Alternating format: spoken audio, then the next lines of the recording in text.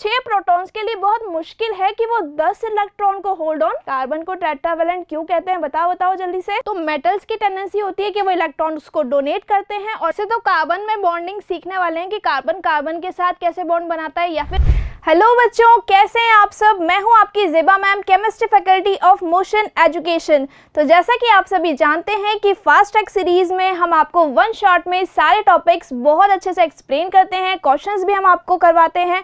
तो आज मैं आपके लिए फिर से एक नया वीडियो लेकर के आई हूँ। यस, आज हम वही चैप्टर पढ़ने वाले हैं जिसका आप सबको बेसब्री से इंतज़ार था। कुछ बच्चे कह भी रहे थे कि मैम आप कार्बन एंड इट्स कंपाउंड्स का चैप्टर पढ़ाइए। तो ओके, आज आपके डिमांड पर हम ये चैप्टर लेकर आए हैं, कार्बन एंड इट्स कंपाउंड्स। आज हम फिर से रिवाइज करने वाले हैं क्योंकि अभ्यास के लेक्चर में ये चैप्टर मैंने आपको ऑलरेडी बहुत अच्छे से एक्सप्लेन किया हुआ है, आप सभी ने पढ़ा है। ओके, तो चलो स्टार्ट करते हैं बिना देरी के। सभी बच्चों को कॉपी और पेन बिल्कुल लेकर बैठना है क्योंकि ये पर्टिकुलर चैप्टर बहुत स्कोरिंग चैप्टर है, बहुत ही अच्छा चैप्टर है। यहाँ से बहुत ज़्यादा क्वेश्चंस बनते हैं। ओके, यानी कि 4 या 5 नंबर वाले जो क्वेश्चंस होते हैं वो मेनली यहाँ से ही बनते हैं। तो चलो स्टार्ट करते हैं। तो हमारा जो फर्स्ट टॉपिक है वो क्या है, कार्बन, राइट। ऑब्वियसली अगर हमें carbon and its compound chapter पढ़ना है तो सबसे पहला टॉपिक क्या है हमारा, कार्बन है। अब कार्बन पीरियोडिक टेबल का एक ऐसा एलिमेंट है जो कि बहुत ही स्पेशल कैरेक्टरिस्टिक्स रखता है, स्पेशल टाइप का उसका नेचर है।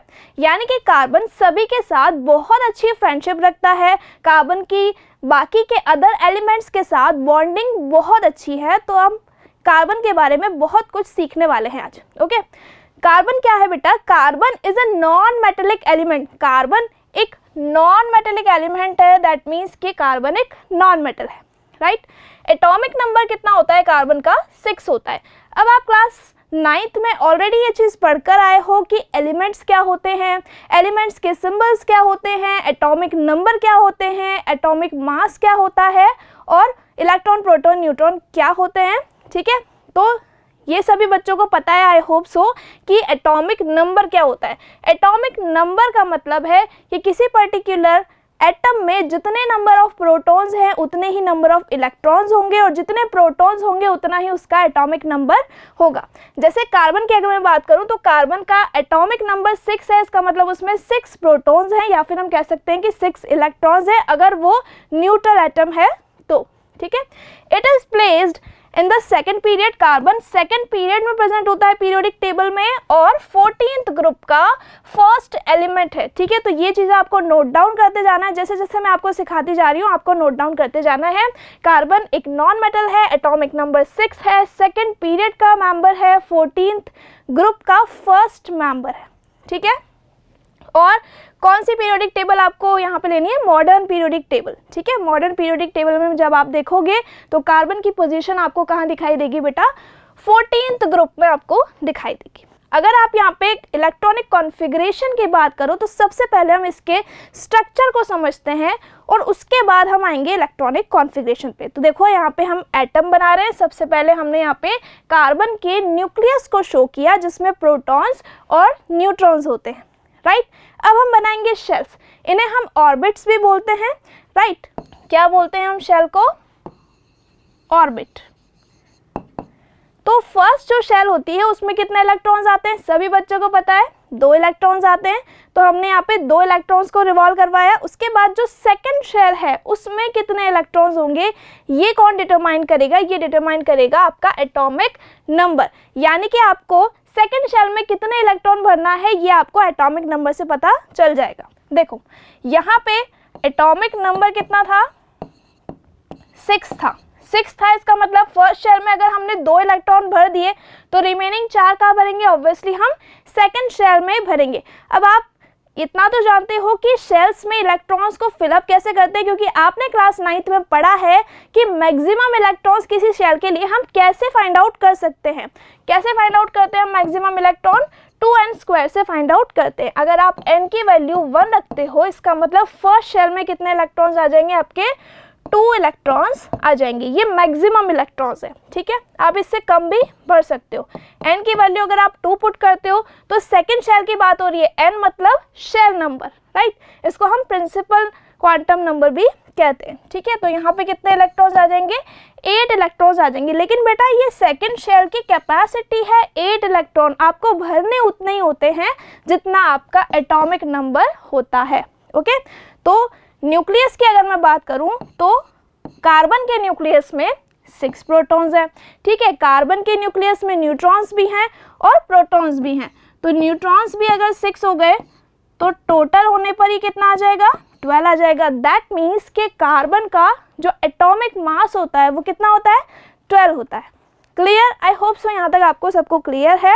और ये जो पर्टिकुलर इलेक्ट्रॉन्स होते हैं ये बहुत ज़्यादा ग्रेटर स्पीड से अपने रीजन में रिवॉल्व करते हैं न्यूक्लियस के अराउंड। यहाँ पे मैंने इलेक्ट्रॉन्स की जो स्पीड है उसको कम किया हुआ है ताकि आपको अच्छे से विजिबल हो पाए।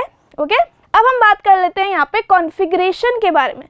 देखो, ये है के शेल और ये है एल शेल। के शेल मतलब फर्स्ट शेल और एल शेल मतलब सेकंड शेल। तो के शेल में हमने कितने इलेक्ट्रॉन्स भरे, 2 इलेक्ट्रॉन्स भरे। एल शेल में हमने कितने इलेक्ट्रॉन्स भरे, 4 भरे। देखो लास्ट शेल में हमने कितने भरे, 4 इलेक्ट्रॉन भरे। ठीक है, लेकिन अभी कार्बन जो है वो स्टेबल नहीं है, राइट। इसको स्टेबल होने के लिए क्या करना पड़ेगा, या तो 4 इलेक्ट्रॉन डोनेट करना पड़ेगा या फिर 4 इलेक्ट्रॉन एक्सेप्ट करना पड़ेगा।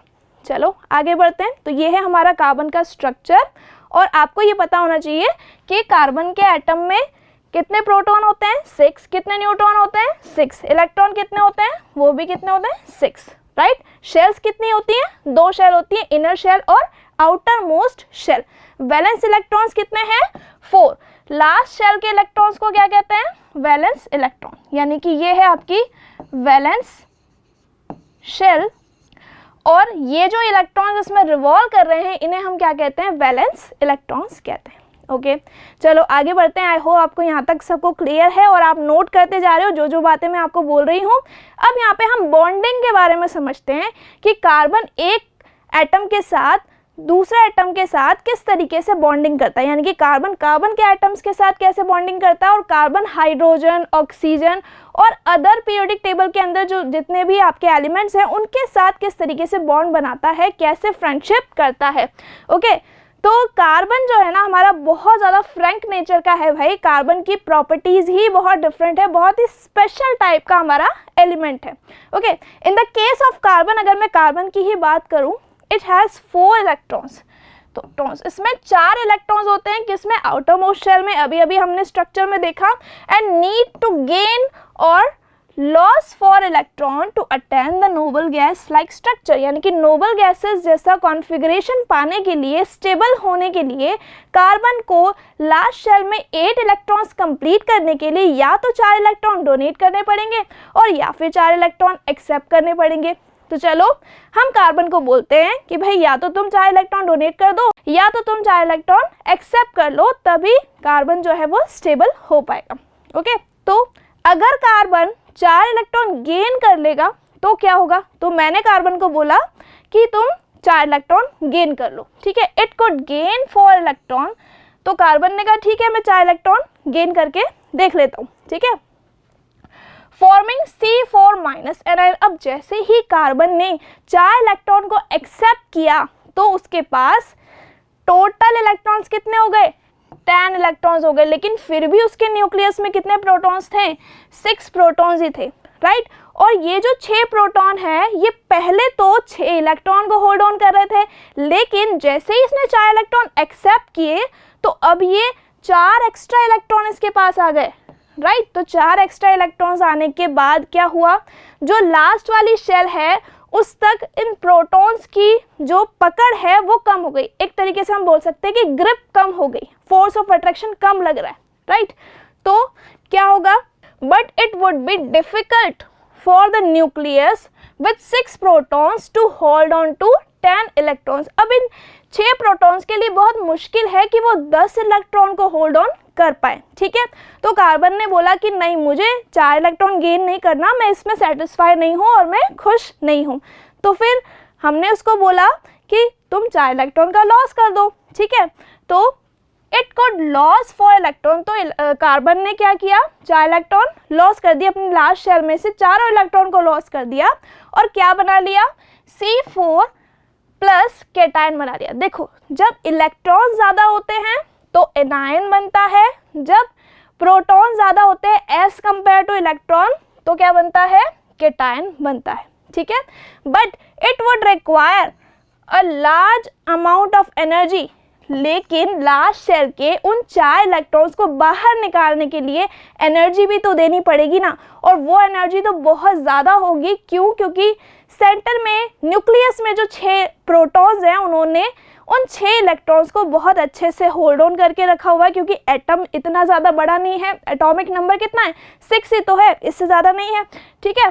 तो ये जो 6 प्रोटॉन्स हैं ये होल्ड ऑन करके रखेंगे कितने, सिर्फ 2 इलेक्ट्रॉन को। अगर आपने बहुत ज़्यादा आयनाइजेशन पोटेंशियल या फिर आयनाइजेशन एनर्जी प्रोवाइड करके जैसे तैसे लास्ट शेल में से उन 4 इलेक्ट्रॉन्स को बाहर निकाल भी दिया, तो फिर क्या होगा, तो फिर ये जो 6 प्रोटॉन है ये सिर्फ फर्स्ट शेल के 2 इलेक्ट्रॉन्स को होल्ड ऑन करेंगे और फोर्स ऑफ अट्रैक्शन लगाएंगे अपनी तरफ और खींचेंगे, यानी कि एटम क्या हो जाएगा, सिकुड़ जाएगा, श्रिंक हो जाएगा, ठीक है। इसलिए क्या होगा, carbon attain 4 electrons, carbon contain 4 electrons in its outermost shell, and ना तो वो इलेक्ट्रॉन को लॉस कर पा रहा है इजीली और ना ही वो गेन कर पा रहा है, ठीक है। तो यहाँ पे वही लिखा हुआ है कि neither easy to lose 4 electron, मतलब कार्बन ने बोला कि ना तो मैं 4 इलेक्ट्रॉन डोनेट करने में खुश हूँ और ना ही मैं 4 इलेक्ट्रॉन एक्सेप्ट करने में खुश हूँ। So carbon always share 4 electron has form covalent bond, यानी कि कार्बन ने क्या बोला कि मैं तो हमेशा इलेक्ट्रॉन्स की शेयरिंग ही करूँगा, मैं ना तो किसी को अपने इलेक्ट्रॉन ट्रांसफ़र करूँगा और ना ही किसी से इलेक्ट्रॉन गेन करूँगा।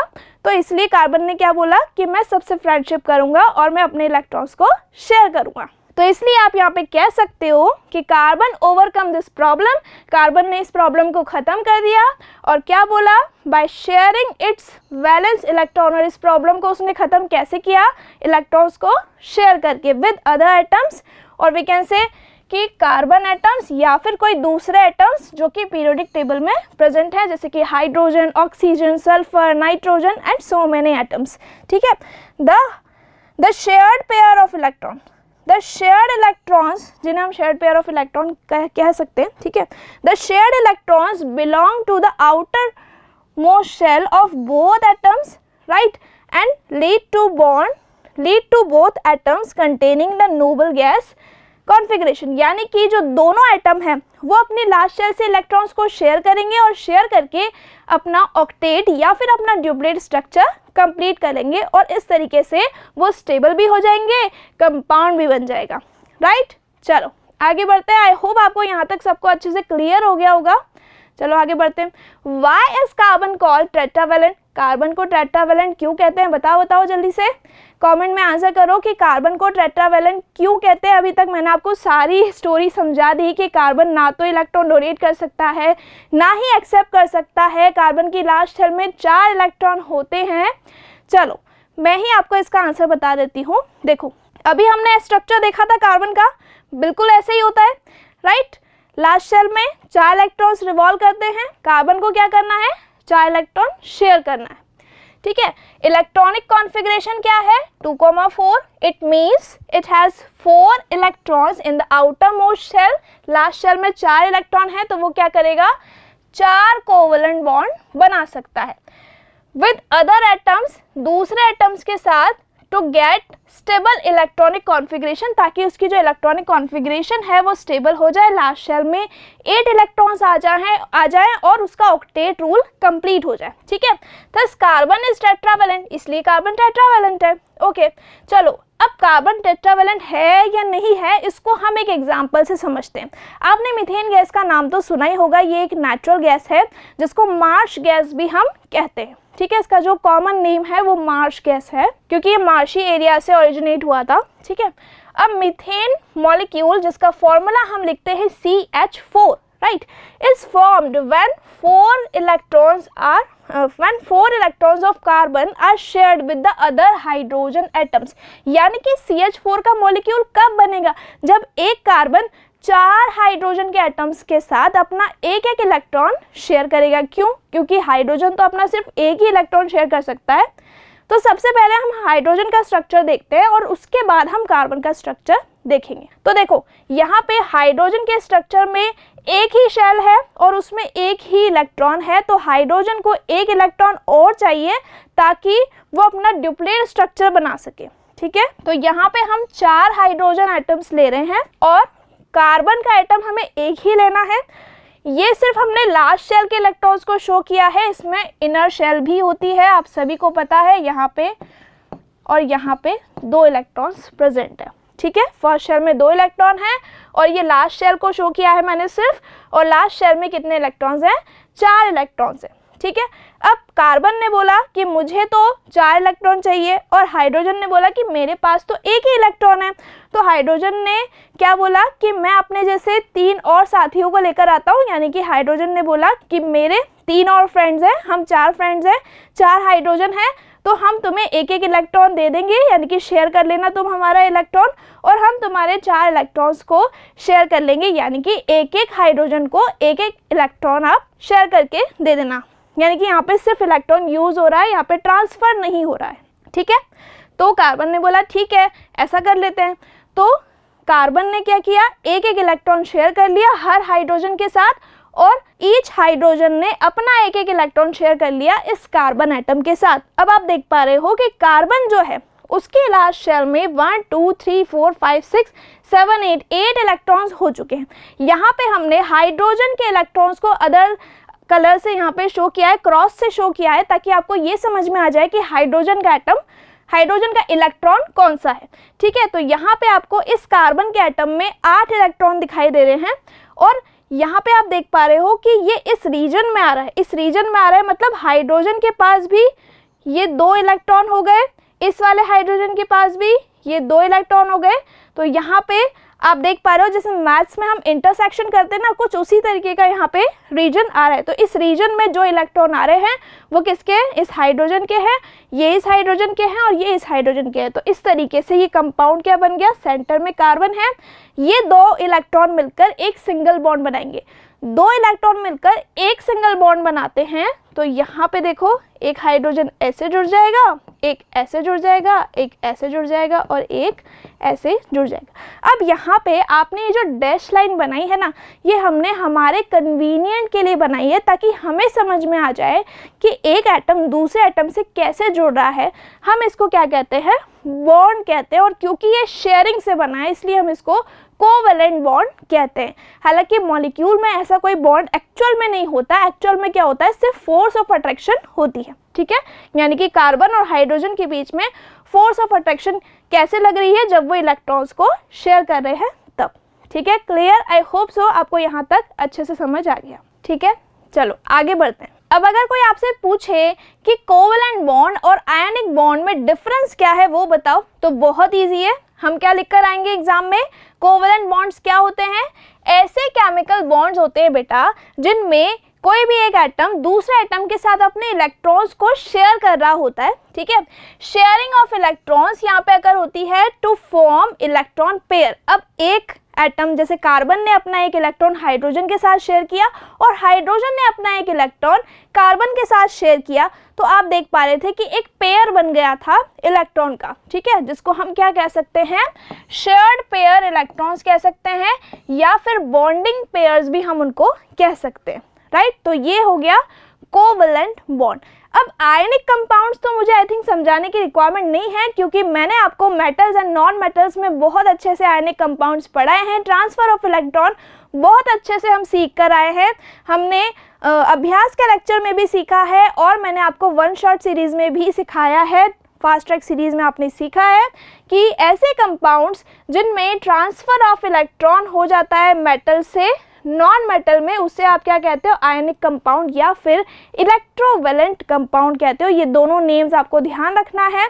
कार्बन अगर किसी हाइड्रोजन के साथ इलेक्ट्रॉन शेयरिंग कर रहा है तो कोवैलेंट बॉन्ड बनेगा। अगर कोई मेटल जैसे कि आप ले सकते हो सोडियम, ठीक है, सोडियम के साथ आप कोई भी नॉन मेटल ले लो, ठीक है, जैसे आपने ले लिया क्लोरीन ले लिया या कोई भी नॉन मेटल ले लिया, तो आप एग्जाम्पल लिख सकते हो NaCl, ठीक है, या फिर आप लिख सकते हो Na2O, राइट।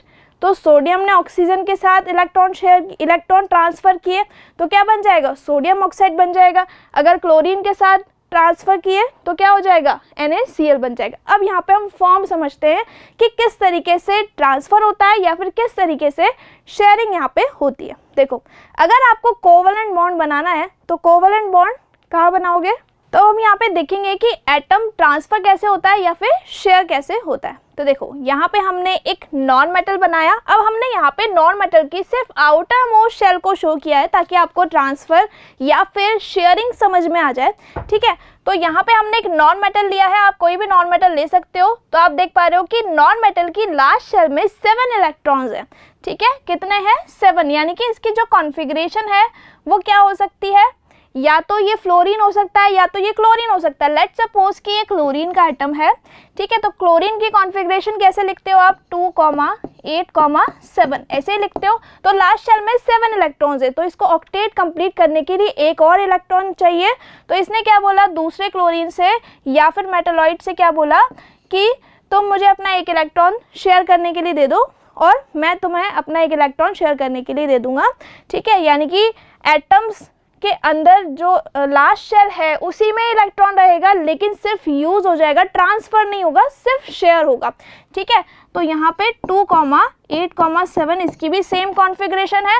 दोनों ने क्या किया, एक एक इलेक्ट्रॉन सिर्फ शेयर किया है और अपने शेयरिंग करके उन्होंने क्या किया है, बॉन्डिंग कर ली है। और जो बॉन्डिंग यहाँ पे बनी है वो कौन सी है, कोवलेंट बॉन्डिंग। इसकी वजह से जो मॉलिक्यूल बना है उसे हम क्या कह रहे हैं, कोवलेंट मॉलिक्यूल कह रहे हैं, ठीक है। सिमिलरली यहाँ पे हम ट्रांसफर ऑफ इलेक्ट्रॉन को समझते हैं।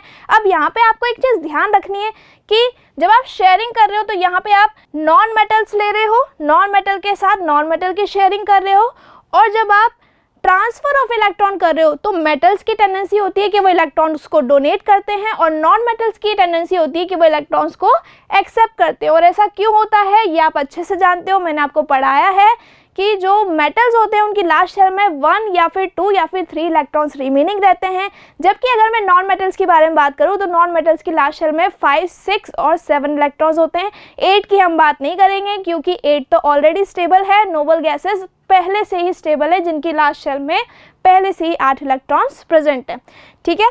तो यहाँ पे हमने एक ऐसा एटम लिया है जिसकी लास्ट शेल में सिर्फ एक इलेक्ट्रॉन है। तो ऐसा एटम कौन सा हो सकता है, सोडियम हो सकता है, सोडियम हो सकता है Na, राइट, जिसकी कॉन्फ़िगरेशन 2, 8, 1 होगी। लास्ट शेल में एक इलेक्ट्रॉन है, ट्रांसफ़र हो जाएगा तो सिर्फ 2 ही शेल रह जाएंगी, 2, 8 इसकी कॉन्फ़िगरेशन हो जाएगी, राइट। यहाँ पे एक नॉन मेटल हमें लेना है, यहाँ पे हमने क्लोरीन लिया है, ठीक है। तो क्लोरीन की कॉन्फ़िगरेशन 2, 8, 7 होती है। लास्ट शेल में 7 इलेक्ट्रॉन्स हैं, तो ये एक इलेक्ट्रॉन एक्सेप्ट करते ही अपना ऑक्टेट कंप्लीट कर लेगा। और यहाँ पे भी इसका ऑक्टेट कंप्लीट है क्योंकि सेकंड शेल में ऑलरेडी 8 इलेक्ट्रॉन्स प्रेजेंट है। तो अब यहाँ पे क्या हुआ, A+ बन गया, A पॉजिटिव, यानी कि यहाँ पे क्या हुआ, Na+ बन गया और Cl- बन गया, राइट। यानी कि एक पार्ट केटायन बन गया और दूसरा पार्ट एनायन बन गया। तो जब भी आप आयनिक बॉन्डिंग कर रहे हो, आयनिक मॉलिक्यूल बना रहे हो, इलेक्ट्रोवैलेंट कंपाउंड बना रहे हो, तो यहाँ पे क्या होगा, ट्रांसफर ऑफ इलेक्ट्रॉन हो जाएगा, जैसे कि हमने मेटल नॉन मेटल में ऑलरेडी पढ़ लिया है। और यहाँ पे आयनिक मॉलिक्यूल आप इसको बोलोगे, इसमें 2 पार्ट्स होंगे, एक केटायन और दूसरा एनायन। जबकि यहाँ पे ऐसा कुछ नहीं हो रहा है, यहाँ पे क्या हो रहा है, सिर्फ शेयरिंग हो रही है, यहाँ पे चार्ज नहीं आ रहा हमारे पास। और यहाँ पे हमने नॉन मेटल्स को यूज़ किया है ये कंपाउंड्स बनाने के लिए। चलो अब आगे बढ़ते हैं। तो यहाँ पे हम वैसे तो कार्बन में बॉन्डिंग सीखने वाले हैं कि कार्बन कार्बन के साथ कैसे बॉन्ड बनाता है या फिर कार्बन हाइड्रोजन के साथ कैसे बॉन्ड बनाता है, लेकिन कुछ नॉन मेटल्स ऐसे होते हैं जो कि कोवलेंट बॉन्ड बनाते हैं और उनमें कार्बन नहीं होता। तो ऐसे कौन से मॉलिक्यूल्स हैं, ठीक है। तो अगर मैं बात करूं electronic configuration of hydrogen, oxygen और नाइट्रोजन की, तो हाइड्रोजन, ऑक्सीजन और नाइट्रोजन तीनों ही गैसेस हैं और ये अपने ही एटम्स के साथ इलेक्ट्रॉन शेयर करके क्या बना लेती हैं, कोवलेंट बॉन्ड बना लेती हैं। जैसे कि अगर मैं हाइड्रोजन की कॉन्फ़िगरेशन के बारे में बात करूं तो हाइड्रोजन के एक एटम में एक ही इलेक्ट्रॉन होता है, एक ही शेल होती है, राइट। तो यहाँ पे इसको ड्यूप्लेट स्ट्रक्चर बनाने के लिए एक और इलेक्ट्रॉन चाहिए। तो हाइड्रोजन ने क्या किया, दोनों एटम्स ने एक दूसरे के साथ एक एक इलेक्ट्रॉन की शेयरिंग कर ली। अब आप यहाँ पे देख पा रहे हो, यहाँ पे एक पेयर बन गया है इलेक्ट्रॉन का, शेयर्ड पेयर ऑफ इलेक्ट्रॉन यहाँ पे बन गया है। एक पेयर कितने बॉन्ड बनाएगा, ऑब्वियसली एक कोवैलेंट बॉन्ड बनाएगा। ठीक है, तो यहाँ पे हाइड्रोजन और हाइड्रोजन के बीच में क्या बन जाएगा, सिंगल कोवैलेंट बॉन्ड बन जाएगा। अगर मैं यहाँ पे ऑक्सीजन के बारे में बात करूँ तो ऑक्सीजन की फर्स्ट शेल में 2 इलेक्ट्रॉन है और सेकंड शेल में 8 इलेक्ट्रॉन है। इसका मतलब इसका एटॉमिक नंबर कितना है, 8 है, राइट। तो लास्ट शेल में क्योंकि 6 इलेक्ट्रॉन्स हैं, ठीक है, तो यहाँ पे फर्स्ट शेल में तो 2 आ गए, सेकंड शेल में 6 आ गए। तो इस वाले ऑक्सीजन ने इस वाले ऑक्सीजन से एटम से बोला कि मैं तुम्हें अपने 2 इलेक्ट्रॉन शेयर करने के लिए देता हूँ और तुम मुझे अपने 2 इलेक्ट्रॉन शेयर करने के लिए दो, ताकि हमारा ऑक्टेट भी कंप्लीट हो जाए और यहाँ पे हम स्टेबल हो जाए, राइट। तो इसने ऐसे ही किया, इसने अपने 2 इलेक्ट्रॉन शेयर करने के लिए इसको दिए और इसने अपने 2 इलेक्ट्रॉन शेयर किए इस वाले ऑक्सीजन के साथ। तो दोनों एटम्स ने शेयरिंग कर ली, शेयरिंग इज केयरिंग, राइट। तो यहाँ पे इस तरीके से 2 पेयर बन गए इलेक्ट्रॉन्स के, यानी कि टोटल 4 इलेक्ट्रॉन्स यहाँ पे शेयर हो गए और यहाँ पे 2 कोवैलेंट बॉन्ड बन गए। यानी कि ऑक्सीजन ऑक्सीजन के साथ कैसे जुड़ा होता है, डबल बॉन्ड के थ्रू जुड़ा होता है। अगर मैं यहाँ पे नाइट्रोजन के बारे में बात करूँ तो नाइट्रोजन की लास्ट शेल में होते हैं 5 इलेक्ट्रॉन, फर्स्ट शेल में तो ऑब्वियसली 2 होते ही हैं, ठीक है। और लास्ट शेल में क्योंकि 5 इलेक्ट्रॉन है तो 2 इलेक्ट्रॉन तो यहाँ पे हैं और बाकी के 3 इलेक्ट्रॉन्स की इसने शेयरिंग कर ली दूसरे नाइट्रोजन के एटम के साथ, और दूसरे नाइट्रोजन ने भी सेम ऐसे ही किया। तो यहाँ पे 3 शेयर्ड पेयर ऑफ इलेक्ट्रॉन्स बन गए। तो 3 पेयर बने, इसका मतलब कितने बॉन्ड बनेंगे, ऑब्वियसली 3 कोवैलेंट बॉन्ड बनेंगे। अब हमारे जो स्टूडेंट्स हैं ना वो बहुत ज़्यादा नॉटी होते हैं और बोलते हैं कि मैम क्या यहाँ पे 3 पेयर से भी ज़्यादा पेयर बन सकते हैं, क्या यहाँ पे मैं 4 पेयर बना सकता हूँ या बना सकती हूँ, क्या मैं यहाँ पे 5 पेयर बना सकता हूँ या बना सकती हूँ। तो बेटा मैंने आपको बहुत पहले ही ये चीज़ समझाई है कि हम कोवैलेंट बॉन्ड कब बना रहे हैं, जब हम नॉन मेटल्स के बारे में बात कर रहे हैं, ठीक है। तो जब नॉन मेटल के बारे में हम ऑलरेडी पढ़ चुके हैं कि नॉन मेटल्स की लास्ट शेल में या तो 5 इलेक्ट्रॉन होते हैं, या तो 6 होते हैं, या तो 7 होते हैं और या तो 8 होते हैं। अब अगर 8 होगा तो ये केस तो हमें पढ़ना ही नहीं है, क्योंकि नोबल गैसेस तो पहले से ही स्टेबल हैं, राइट। तो अगर लास्ट शेल में अगर 1 इलेक्ट्रॉन है तो वो 1 इलेक्ट्रॉन शेयर कर लेगा। तो दोनों एटम्स ने अगर 1-1 इलेक्ट्रॉन शेयर किया तो एक कोवैलेंट बॉन्ड बन जाएगा। दोनों एटम्स ने, देखो लास्ट शेल में 6 इलेक्ट्रॉन्स आ रहे थे ना, राइट, 6 आ रहे थे, तो 6 के लिए उसको कितने और चाहिए थे, 2 और चाहिए थे, तो 2-2 इलेक्ट्रॉन की शेयरिंग हो गई, ठीक है। अगर यहाँ पे नाइट्रोजन के बारे में मैं बात करूँ तो नाइट्रोजन की लास्ट शेल में ऑक्टेट कंप्लीट करने के लिए 3 और चाहिए थे, तो जितने चाहिए थे उतने ही शेयर्ड पेयर यहाँ पे बनेंगे। यानी कि अगर मैं नॉन मेटल्स की बात करूँ तो सिर्फ सिंगल बॉन्ड, डबल बॉन्ड और ट्रिपल बॉन्ड ही पॉसिबल है, क्योंकि इतने ही इलेक्ट्रॉन उसको चाहिए स्टेबल होने के लिए, ठीक है। इसीलिए हम यहाँ पे 4 पेयर नहीं बनाते हैं, ओके, 3 तक ही होता है। अब आगे बढ़ते हैं, अब हम एलोट्रॉप्स के बारे में पढ़ते हैं। एलोट्रॉप्स क्या होते हैं कार्बन के, when element exist in more than one form, यानी कि जब वो क्रिस्टलाइन फॉर्म में एक से ज़्यादा फॉर्म्स में पाया जाता है। कौन, कार्बन। ऑब्वियसली हम कार्बन के बारे में पढ़ रहे हैं, तो यहाँ पे हम किसको डिस्कस करेंगे, कार्बन की ही फॉर्म्स को डिस्कस करेंगे। तो कार्बन अपने कुछ क्रिस्टलाइन फॉर्म्स बनाता है जिन्हें हम कहते हैं एलोट्रॉप्स। क्या कहते हैं बच्चों, एलोट्रॉप्स कहते हैं, okay. The 3 most common allotropes, तो ये जो 3 मोस्ट कॉमन एलोट्रॉप्स हैं कार्बन के, वो क्या क्या हैं, डायमंड, ग्रेफाइट और फुलरिन। अब डायमंड और ग्रेफाइट से तो आई थिंक मुझे आपको इंट्रोड्यूस कराने की ज़रूरत नहीं है, क्योंकि डायमंड और ग्रेफाइट तो आपने बहुत अच्छे से देखा हुआ है और आपने बहुत सारी चीज़ें इसकी यूज़ भी की होंगी, आई होप सो, ठीक है, देखी हुई आप सभी ने। चलो तो फिर स्टार्ट करते हैं हम डायमंड से। अब डायमंड जो है ना वो बहुत ही शाइनी अपीयरेंस का और ट्रांसपेरेंट होता है। यस, वैसे तो डायमंड में और कलर्स भी होते हैं, बट जो एक्चुअल डायमंड है, जो नेकलेस आप देखते हो डायमंड का, वो कितना शाइनी अपीयरेंस का होता है और कैसा होता है, ट्रांसपेरेंट होता है, ठीक है। तो कुछ इस तरीके का डायमंड दिखाई देता है। और डायमंड कैसा होता है, ट्रांसपेरेंट होता है, कलरलेस, सॉलिड होता है, राइट। और ये एक नॉन मेटल है, यानी कि पूरी कार्बन की फॉर्म है, इसमें कार्बन के अलावा और कुछ नहीं है, यानी कि कोई दूसरा एलिमेंट इसमें प्रेजेंट नहीं है। सेंट्रल जो कार्बन है वो इस तरीके से स्ट्रक्चर बनाता है, टेट्रावैलेंट स्ट्रक्चर बनाता है और 4 कार्बन से जुड़ जाता है, यानी कि अपने एडजेसेंट 4 कार्बन से जुड़ जाता है कोवैलेंट बॉन्डिंग के थ्रू, ठीक है। एक्सट्रीमली ब्रिलियंट और शाइनिंग स्टोन होता है। आप सभी जानते हो कि कितना ज़्यादा शाइन करता है diamond, because as light ray fall on the diamond, जब लाइट रे गिरती है डायमंड पे तो क्या होता है, ये लाइट रे को अपने इंटीरियर फेजेस में ट्रैप कर लेता है। ठीक है, इंटीरियर फेजेस में ट्रैप कर लेता है तो वो लाइट उसमें ही घूमती रहती है और इस तरीके से हम कह सकते हैं कि जो डायमंड है वो अपनी शाइन को शो कर पाता है। Okay, as all the 4 electrons are utilized in making covalent bond, तो जैसा कि आप यहाँ पे डायग्राम में देख पा रहे हो कि ये जो सेंट्रल कार्बन है ये अपने 4 एडजेसेंट कार्बन के साथ 4 बॉन्ड ऑलरेडी बना चुका है, क्योंकि देखो यहाँ पे एक इलेक्ट्रॉन था, यहाँ पे एक इलेक्ट्रॉन था, यहाँ एक इलेक्ट्रॉन था और यहाँ एक इलेक्ट्रॉन था। ठीक है, तो ये आउटर मोस्ट शेल के इलेक्ट्रॉन्स हो गए जिनको हम वैलेंस इलेक्ट्रॉन्स कहते हैं, राइट। तो इस वाले सेंट्रल कार्बन के पास 4 वैलेंस इलेक्ट्रॉन्स थे, तो इसने अपने 4 एडजेसेंट के साथ एक एक इलेक्ट्रॉन की शेयरिंग कर ली, तो यहाँ पे कौन सा बॉन्ड बन गया, कोवैलेंट बॉन्ड बन गया। कौन सा बॉन्ड बना यहाँ पे, कोवैलेंट बॉन्ड का फॉर्मेशन यहाँ पे हो गया। ठीक है, तो अब यहाँ पे आप देख पा रहे हो कि एक कार्बन ने कितने बॉन्ड बनाए, 4 बॉन्ड बनाए, तो क्या यहाँ पे कोई इलेक्ट्रॉन फ्री है, कोई इलेक्ट्रॉन फ्री नहीं है यहाँ पे।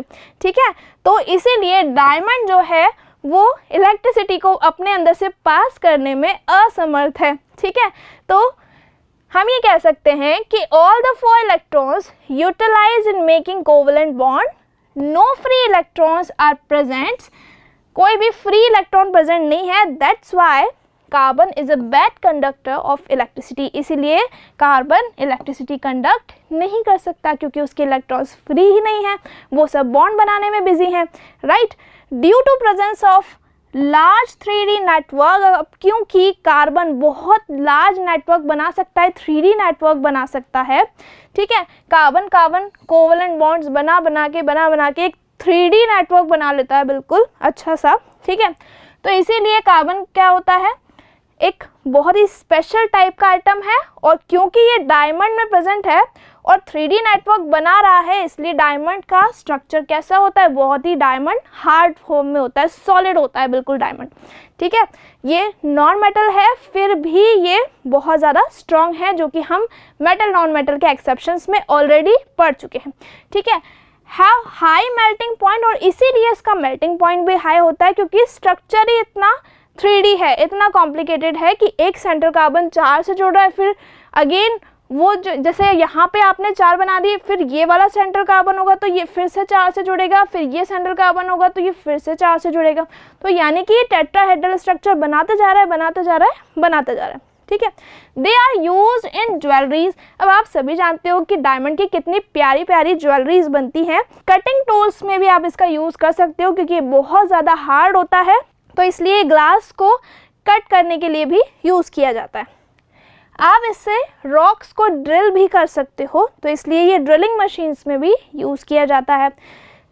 सर्जन्स यूज़ डायमंड नाइफ्स, यानी कि सर्जन्स जो होते हैं वो डायमंड नाइफ का यूज़ करते हैं क्योंकि इतना शार्प होता है कि कैटरेक्ट की प्रॉब्लम इससे ठीक की जा सकती है। आँखों में जो मोतियाबिंद यानी कि कैटरेक्ट की प्रॉब्लम होती है उसकी सर्जरी में ये हेल्प करता है, उसको आप काट सकते हो कैटरेक्ट को, किसकी हेल्प से, डायमंड की हेल्प से। तो डायमंड में हमने यूजेस क्या क्या पढ़े, ज्वेलरी में यूज़ होता है, ठीक है, as a cutting tool use होता है, और कहाँ यूज़ होता है, सर्जन्स इसका यूज़ करते हैं डायमंड नाइफ्स में।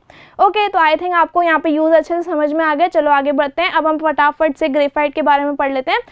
ग्रेफाइट तो आप सभी जानते हो, ग्रेफाइट तो आपने देखा हुआ है, पेंसिल आप हमेशा बचपन से यूज़ करते आ रहे हो, और आपने पेंसिल में क्या नोटिस किया है बच्चों कि ग्रेफाइट जो होता है ना वो ब्लैक ग्रे कलर का होता है। आप सभी ने पेंसिल देखी हुई है तो सभी को पता है कि जो ग्रेफाइट है उसका कलर कैसा होता है, ब्लैक ग्रे होता है। ठीक है, अब ये भी आपको पता है कि ये पेंसिल का कोर पार्ट है। ठीक है, सभी बच्चों को पता है, सभी बच्चे बहुत स्मार्ट हैं, हमारे बचपन से पेंसिल यूज़ करते आ रहे हैं, है ना। In a layer of graphite, graphite की जो लेयर्स होती है उनमें क्या होता है बेटा, each carbon atom is bonded with 3 other carbon atoms, यानी कि एक सेंट्रल कार्बन एटम अपने 3 एडजेसेंट कार्बन एटम से जुड़ा होता है और सेम ही प्लेन में होता है। ये भी बहुत अच्छी बात है, ठीक है, और सेम ही प्लेन में होता है, इसलिए ये कैसी स्ट्रक्चर्स बनाता है, हेक्सागोनल स्ट्रक्चर्स बनाता है, यानी कि एक हेक्सागोन दूसरे हेक्सागोन से जुड़ेगा, दूसरा तीसरे से जुड़ेगा, और इस तरीके से ये पूरी एक लेयर बना देंगे।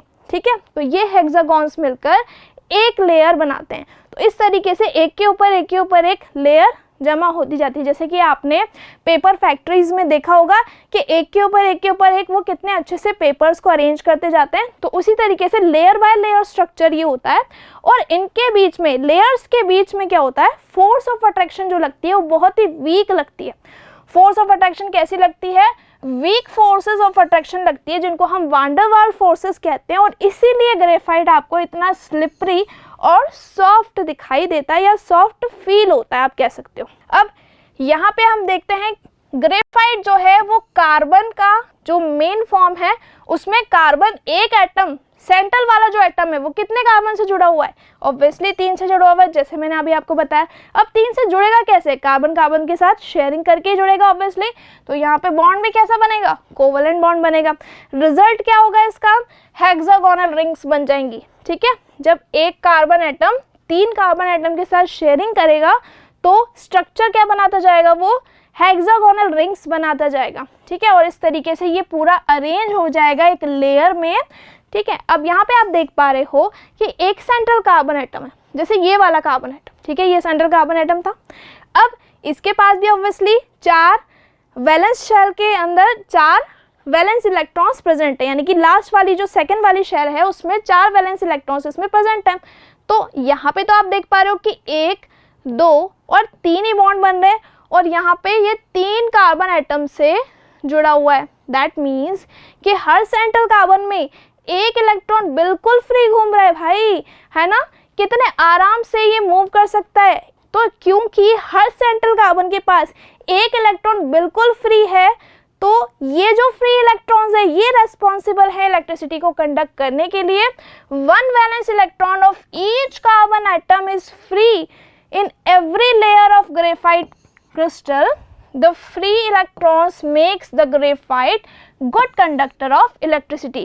और यही ग्रेफाइट को क्या बनाते हैं, अच्छा कंडक्टर बनाते हैं, और इसीलिए हमने इसको मेटल नॉन मेटल में एज अ एक्सेप्शन पढ़ा था कि ग्रेफाइट कार्बन की फॉर्म होती है, नॉन मेटल है, फिर भी इलेक्ट्रिसिटी कंडक्ट करता है क्योंकि इसका एक इलेक्ट्रॉन फ्री है हर सेंट्रल कार्बन में। ठीक है, it is use for making pencil. आप इसका पेंसिल लिड में यूज़ करते हो, बचपन से यूज़ करते आ रहे हो। प्रिंटर इंक्स में भी लेड का यूज़ किया जाता है, यानी कि प्रिंटर इंक्स में भी हम क्या यूज़ करते हैं, सॉरी ग्रेफाइट का यूज़ करते हैं। ठीक है, प्रिंटर इंक्स में यूज़ करते हैं, ब्लैक पेंट बनाने में यूज़ करते हैं क्योंकि ये ब्लैकिश ग्रे कलर का होता है। बैटरी में एज अ इलेक्ट्रोड आप इसको यूज़ कर सकते हो, और एज अ लुब्रिकेंट यूज़ कर सकते हो क्योंकि इसका नेचर कैसा है, स्लिपरी नेचर है। तो मशीन के पार्ट्स में अगर आप इसको बीच में रखोगे तो क्या होगा, मशीन के पार्ट्स स्लिप करेंगे एक दूसरे पर, फ्रिक्शन कम लगाएंगे, इसलिए आप इसको एज अ लुब्रिकेंट भी यूज़ करते हो। ठीक है, आई होप सो यहाँ तक आपको अच्छे से समझ में आ गया है। चलो अब आगे बढ़ते हैं। नेक्स्ट हम पढ़ेंगे फुलरिन। ये भी कार्बन की एक फॉर्म है। इसमें क्या होता है, देखो C60 हम इसको कहते हैं, राइट, बहुत ही पॉपुलर फॉर्म है कार्बन की, और इसे हम फुलरिन भी कहते हैं, और इसमें 60 कार्बन एटम्स होते हैं, इसलिए हम इसको C60 कहते हैं। अब इसमें क्या होता है कि 12 होते हैं पेंटागॉन्स और 20 होते हैं हेक्सागॉन्स। तो जब ये 12 पेंटागॉन्स 20 हेक्सागॉन्स के साथ कार्बन के साथ शेयरिंग करके जुड़ते हैं, कार्बन कार्बन के साथ इलेक्ट्रॉन्स शेयर करके कोवलेंट बॉन्ड बनाता है, तो ये स्ट्रक्चर बन जाता है C60 मॉलिक्यूल का, जिसको हम बोलते हैं बकी बॉल, और ये कुछ इस तरीके का दिखाई देता है, आप सभी ने देखा हुआ है। ठीक है, इसको हम कहते हैं फुलरिन, बकी बॉल या फिर C60।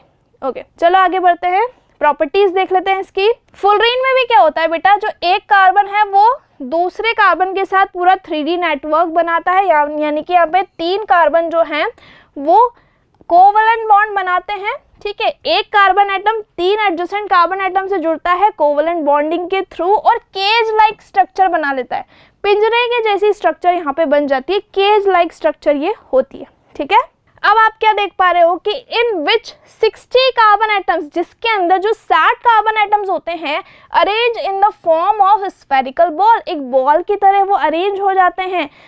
पेंटागॉन्स और हेक्सागॉन्स मिलकर एक बॉल जैसा स्ट्रक्चर फॉर्म कर लेते हैं, जिसको हम बोलते हैं बकी बॉल।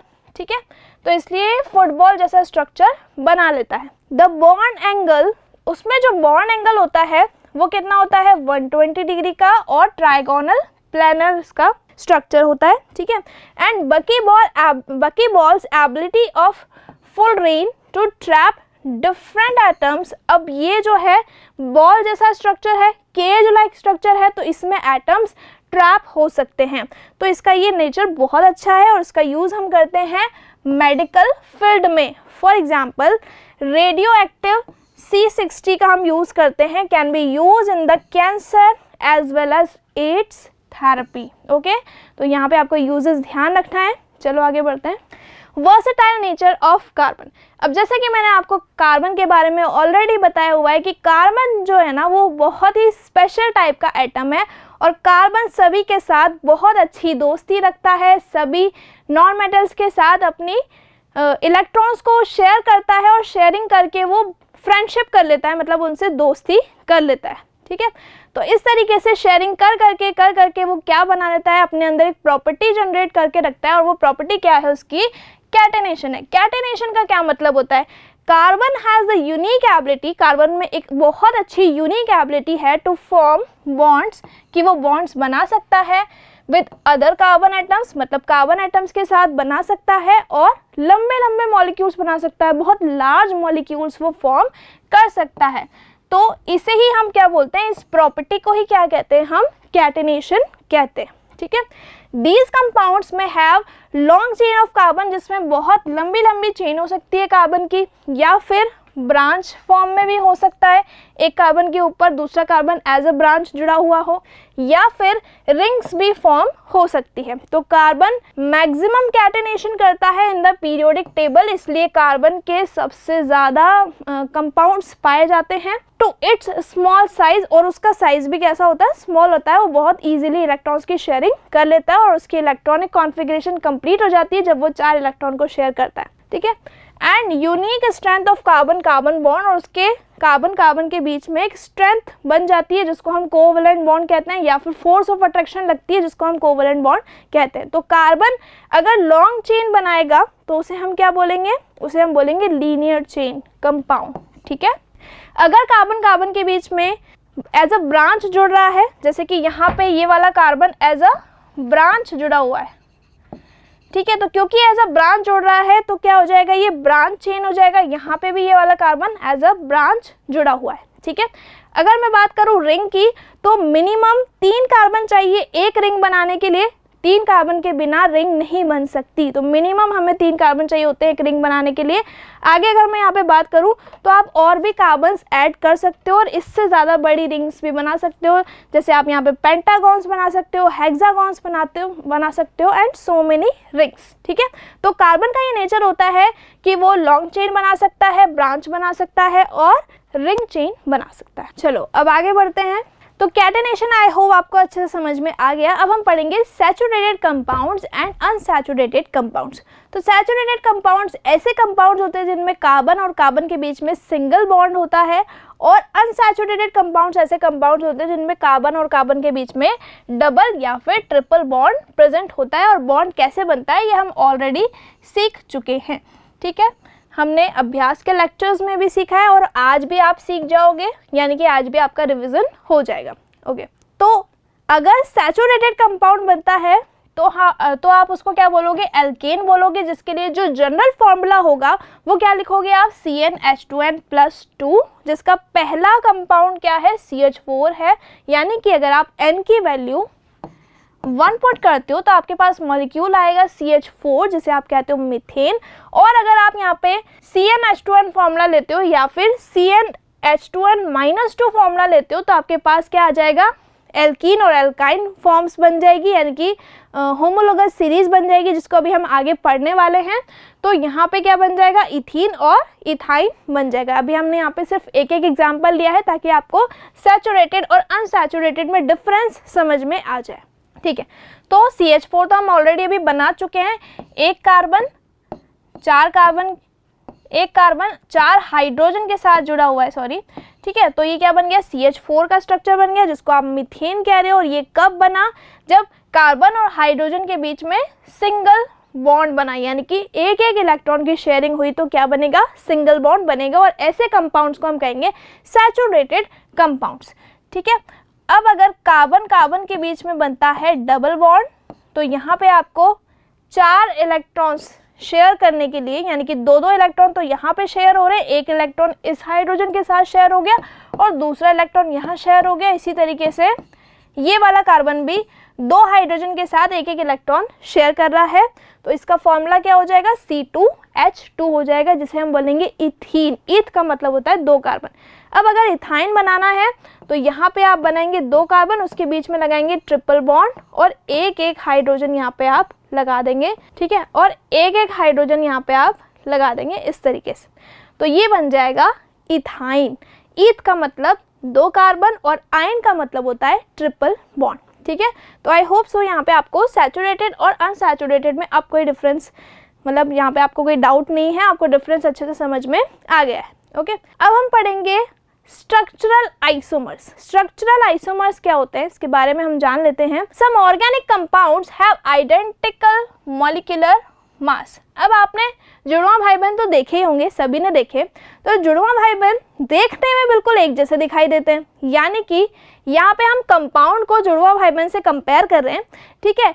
तो जुड़वां भाई बहन जो होते हैं ना, वो देखने में बिल्कुल आइडेंटिकल होते हैं, यानी कि इन कंपाउंड्स का जो मॉलिक्यूलर फॉर्मूला होता है ना, वो बिल्कुल सेम होता है। मतलब जितने कार्बन एक कंपाउंड में है उतने ही कार्बन दूसरे कंपाउंड में होते हैं, और जितने हाइड्रोजन एक कंपाउंड में हो उतने ही हाइड्रोजन दूसरे कंपाउंड में होते हैं। यानी कि मॉलिक्यूलर फॉर्मूला बिल्कुल सेम होता है, उसमें कोई शक नहीं है, वो चेंज नहीं होगा। एंड मास भी उसका सेम होता है। मॉलिक्यूलर फॉर्मूला और मॉलिक्यूलर मास में कोई चेंज नहीं होता, क्योंकि फॉर्मूला चेंज नहीं हो रहा तो मास भी चेंज नहीं होगा, ठीक है। बट डिफरेंट स्ट्रक्चर, तो जो जुड़वां भाई बहन होते हैं उनके सबके अपना अपना ओपिनियन होता है, अपना अपना कैरेक्टरिस्टिक होता है। यानी कि जैसे अगर 2 जुड़वां भाई बहन हैं तो भाई और बहन दोनों के अपने अपने कैरेक्टरिस्टिक्स अलग हैं, दोनों के फीचर्स अलग हैं, दोनों की प्रॉपर्टीज अलग हैं, ठीक है। तो स्ट्रक्चर डिफरेंट होता है, ऐसे कंपाउंड्स का स्ट्रक्चर डिफरेंट होता है, लेकिन फॉर्मूला सेम होता है। तो आप ऐसे कंपाउंड्स को क्या कहोगे, ऐसे ऑर्गेनिक कंपाउंड्स को आप कहोगे स्ट्रक्चरल आइसोमर्स, राइट। एग्जाम्पल अगर मैं यहाँ पे लेती हूँ तो मैं यहाँ पे 4 कार्बन से कितने स्ट्रक्चरल आइसोमर्स बना सकती हूँ। तो चलो ड्रॉ करके देखते हैं। सबसे पहले तो हम लॉन्ग चेन ऑफ हाइड्रोकार्बन बनाएंगे। तो 1 2 3 4 कार्बन आपने बनाए, बाकी की वैलेंसी को हम हाइड्रोजन से कंप्लीट करते हैं, आप सबको पता है। इस तरीके से एक कार्बन 4 बॉन्ड बना रहा है, सब सिंगल बॉन्ड से कनेक्टेड है, राइट। तो ये क्या है, सैचुरेटेड कंपाउंड भी है, राइट। और क्योंकि यहाँ पे सिंगल बॉन्ड्स हैं सारे और लॉन्ग चेन बन रहा है, तो क्या बोलेंगे आप इसको, एन ब्यूटेन। क्या बोलेंगे, एन ब्यूटेन। लेकिन अगर मैं एक कार्बन उठा के इसके ऊपर रख दूं तो फिर स्ट्रक्चर कैसे बन जाएगा, 1 2 3, ठीक है। और एक कार्बन मैंने इस पे ऊपर लगा दिया, तो ऊपर लगा दिया तो यहाँ पे CH3 आपको बनाना पड़ेगा, यहाँ पे भी CH3 हो जाएगा। यानी कि यहाँ पे भी जैसे इस वाले कार्बन से 1 2 3 आपने हाइड्रोजन जोड़े हैं, उसी तरीके से इस वाले कार्बन से भी कितने जुड़ेंगे, 3 हाइड्रोजन जुड़ जाएंगे, और एक ये कार्बन के साथ जुड़ा हुआ है, ठीक है। सिमिलरली ये वाला कार्बन भी कितने हाइड्रोजन से जुड़ेगा, 3 हाइड्रोजन से जुड़ेगा। और क्योंकि सेंट्रल कार्बन ने 3 बॉन्ड बनाए हुए हैं, इसलिए हमें यहाँ पे 1 हाइड्रोजन लगाना पड़ेगा, ठीक है। तो यहाँ पे आइसो स्ट्रक्चर बन गया, यानी कि ये बन गया आइसो ब्यूटेन, राइट।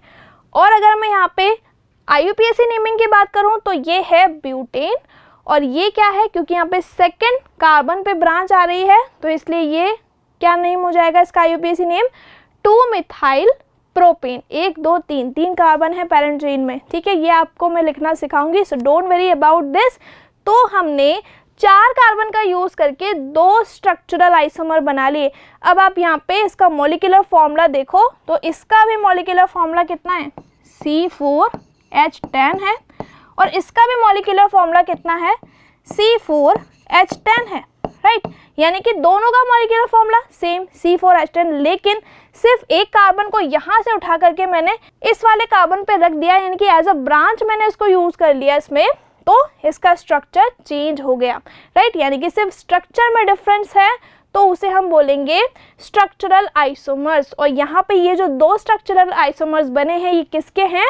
ब्यूटेन के हैं, स्ट्रक्चरल आइसोमर्स ऑफ ब्यूटेन। इसी तरीके से आप बाकी के कंपाउंड्स के लिए, बाकी के हाइड्रोकार्बन्स के लिए भी स्ट्रक्चरल आइसोमर्स बना सकते हो, हम डेफिनेटली बनाएंगे, सो डोंट वरी अबाउट दिस। बस आप कॉपी पेन लेके बैठे रहो, लिखते जाओ जो जो मैं लिखा रही हूँ और रिविजन करते जाओ, ठीक है। अब हम पढ़ेंगे होमोलोगस सीरीज। बहुत इजी सा टॉपिक है। होमोलोगस सीरीज एक सीरीज होती है बेटा जिसमें जो ऑर्गेनिक कंपाउंड्स होते हैं वो प्रेजेंट होते हैं, यानी कि ये ग्रुप होता है ऑर्गेनिक कंपाउंड्स का। ये पूरी सीरीज होती है जिसमें सारे ऑर्गेनिक कंपाउंड्स होते हैं, containing a characteristic functional group. अब उसमें फंक्शनल ग्रुप भी प्रेजेंट हो सकता है, जैसे कि अगर मैं अल्कोहल की बात करूं तो उसमें OH फंक्शनल ग्रुप प्रेजेंट होगा। अगर मैं कार्बोक्सिलिक एसिड्स की बात करूं तो उसमें COOH फंक्शनल ग्रुप प्रेजेंट होगा, ठीक है। तो इस सीरीज को हम कहेंगे होमोलोगस सीरीज, एंड जो भी मेंबर्स होंगे सीरीज के उन्हें हम क्या बोलेंगे? होमोलोग्स बोलेंगे। The member of the homologous series can be represented by same general molecular formula, यानी कि उनका जो मॉलिक्यूलर फॉर्मूला है वो सेम है, वो चेंज नहीं होगा, फॉर्मूला चेंज नहीं होगा, ठीक है। जो जनरल मॉलिक्यूलर फॉर्मूला है वो सेम रहेगा। जनरल कैसे, वो भी मैं आपको समझाती हूँ कि कैसे जनरल मॉलिक्यूलर फॉर्मूला सेम रहेगा।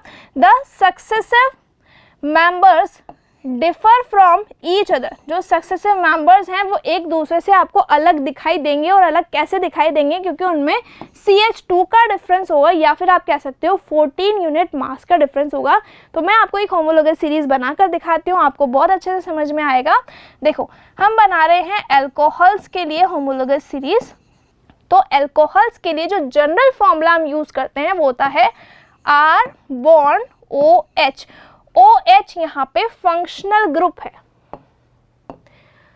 OH क्या है? फंक्शनल ग्रुप, ठीक है। R क्या है? एल्काइल। अब एल्काइल क्या होता है? एल्काइल का फॉर्मूला क्या होता है? R के लिए फॉर्मूला होता है बेटा CnH2n+1, ठीक है। अब n की वैल्यू यहाँ पे आप पुट कर सकते हो। देखो, n की वैल्यू यहाँ पे अगर मैं 1 पुट करती हूँ तो 1 यहाँ पे मैं इसलिए पुट कर रही हूँ क्योंकि हमने जो फंक्शनल ग्रुप लगाया है उसमें कोई भी कार्बन प्रेजेंट नहीं है। अगर उसमें कार्बन प्रेजेंट होता तो हमें उसे काउंट करना पड़ता, लेकिन यहाँ पे फिलहाल अभी हमारे पास फंक्शनल ग्रुप में कोई कार्बन प्रेजेंट नहीं है, तो इसलिए मैंने n की वैल्यू 1 रखी है। जैसे ही मैं n की वैल्यू 1 रखूँगी R के इस फॉर्मूला में, तो क्या आ जाएगा मेरे पास? C1H2 और यहाँ पे आप क्या लगाओगे? OH लगाओगे, ठीक है। तो +1 है ना, तो यहाँ पे क्या हो जाएगा? CH3 यहाँ पे बन जाएगा। तो R से तो आपने क्या बना लिया? CH3 बना लिया, और पीछे आप क्या लगा दोगे? OH लगा दोगे, ठीक है। तो ये क्या बन जाएगा? मिथेनॉल बन जाएगा, क्योंकि इसमें एक कार्बन है, राइट। अब अगर 2 कार्बन होंगे तो क्या होगा? तो फिर आप क्या करोगे? ये जो फॉर्मूला है इसमें CH2 जोड़ दोगे, तो क्या बन जाएगा? ये C2H5OH, तो क्या बन जाएगा? इथेनॉल। फिर से आप CH2 जोड़ दो तो C3H7OH, तो क्या बन गया? बोलो क्या बन गया? प्रोपेनॉल बन गया, ठीक है। तो इसके लिए आपको क्या करना पड़ेगा? सबसे पहले आपको रूट वर्ड्स पता होने चाहिए, रूट वर्ड्स आपको याद करने पड़ेंगे, ठीक है। तो रूट वर्ड्स क्या है? Meth, eth, prop, but, pent, hex, hept, oct, non, dec, undec और डूडेक। ये नंबर ऑफ कार्बन एटम्स हैं, और इतना यहाँ पे इसका नेम दिया हुआ है, यानी कि इसका यहाँ पे रूट नेम दिया हुआ है। जैसे कि अगर आपके पास 1 कार्बन है तो आपको मिथ लगाना है, 2 कार्बन है तो इथ लगाना है, 3 है तो प्रोप लगाना है, 4 है तो ब्यूट लगाना है। ये आप ऑलरेडी पढ़ के आ चुके हो और ये आपको पता है, ठीक है। There are number of homologs. बहुत सारी होमोलोगस सीरीज होती है क्योंकि number of carbon compounds present है, बहुत सारे ऑर्गेनिक कंपाउंड्स प्रेजेंट हैं दुनिया में, तो बहुत सारी सीरीज बन सकती है। एल्केन्स की सीरीज हो सकती है, एल्कीन की हो सकती है, एल्काइन की हो सकती है, और हम कह सकते हैं कार्बोक्सिलिक एसिड्स की होमोलोगस सीरीज हो सकती है, कीटोन्स की हो सकती है, तो बहुत सारे कंपाउंड्स हैं हमारे पास, ठीक है। तो चलो अब मैं आपको होमोलोगस सीरीज बनाना सिखाती हूँ। तो हम सबसे पहले एल्केन, एल्कीन, एल्काइन के लिए होमोलोगस सीरीज सीखते हैं, जैसे कि मैंने आपको फॉर्मूला ऑलरेडी बताया हुआ है, फिर भी एक बार हम और लिख लेते हैं।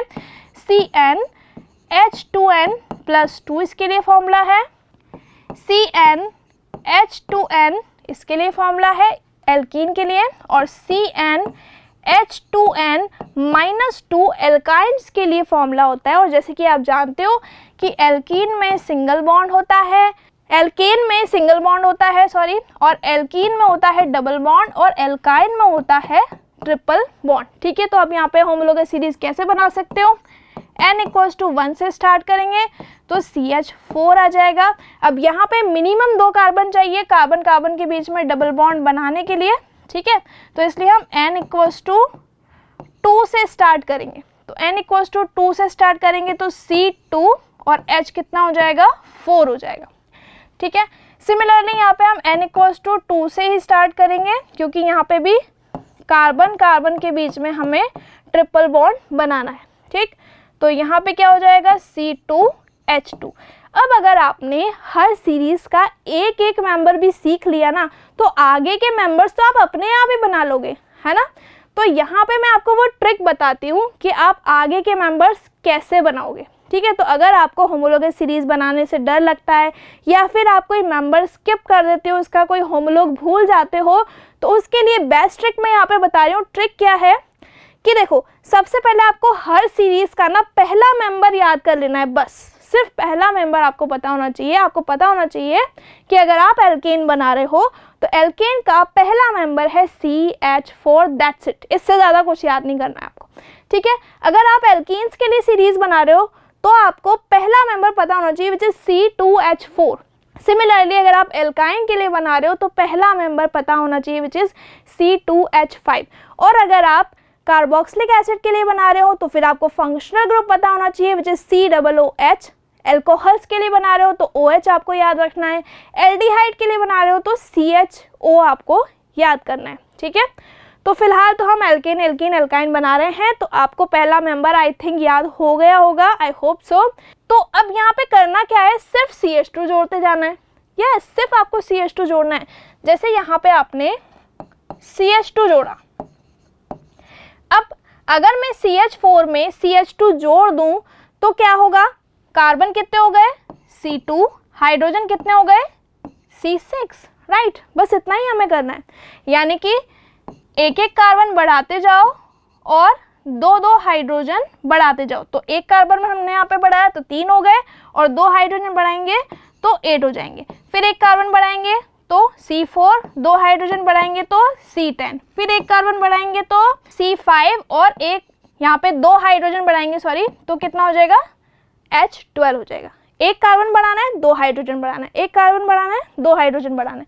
तो यहाँ पे इस कंपाउंड का क्या नेम था, मीथेन। तो यहाँ पे क्या बन जाएगा, इथेन। यहाँ पे क्या आ जाएगा, प्रोपेन। यहाँ पे क्या बनेगा, ब्यूटेन, ठीक है। मीथेन का नाम मैं आपको ऑलरेडी लिखा चुकी हूँ, यहाँ लिख देती हूँ मैं मीथेन, ठीक है।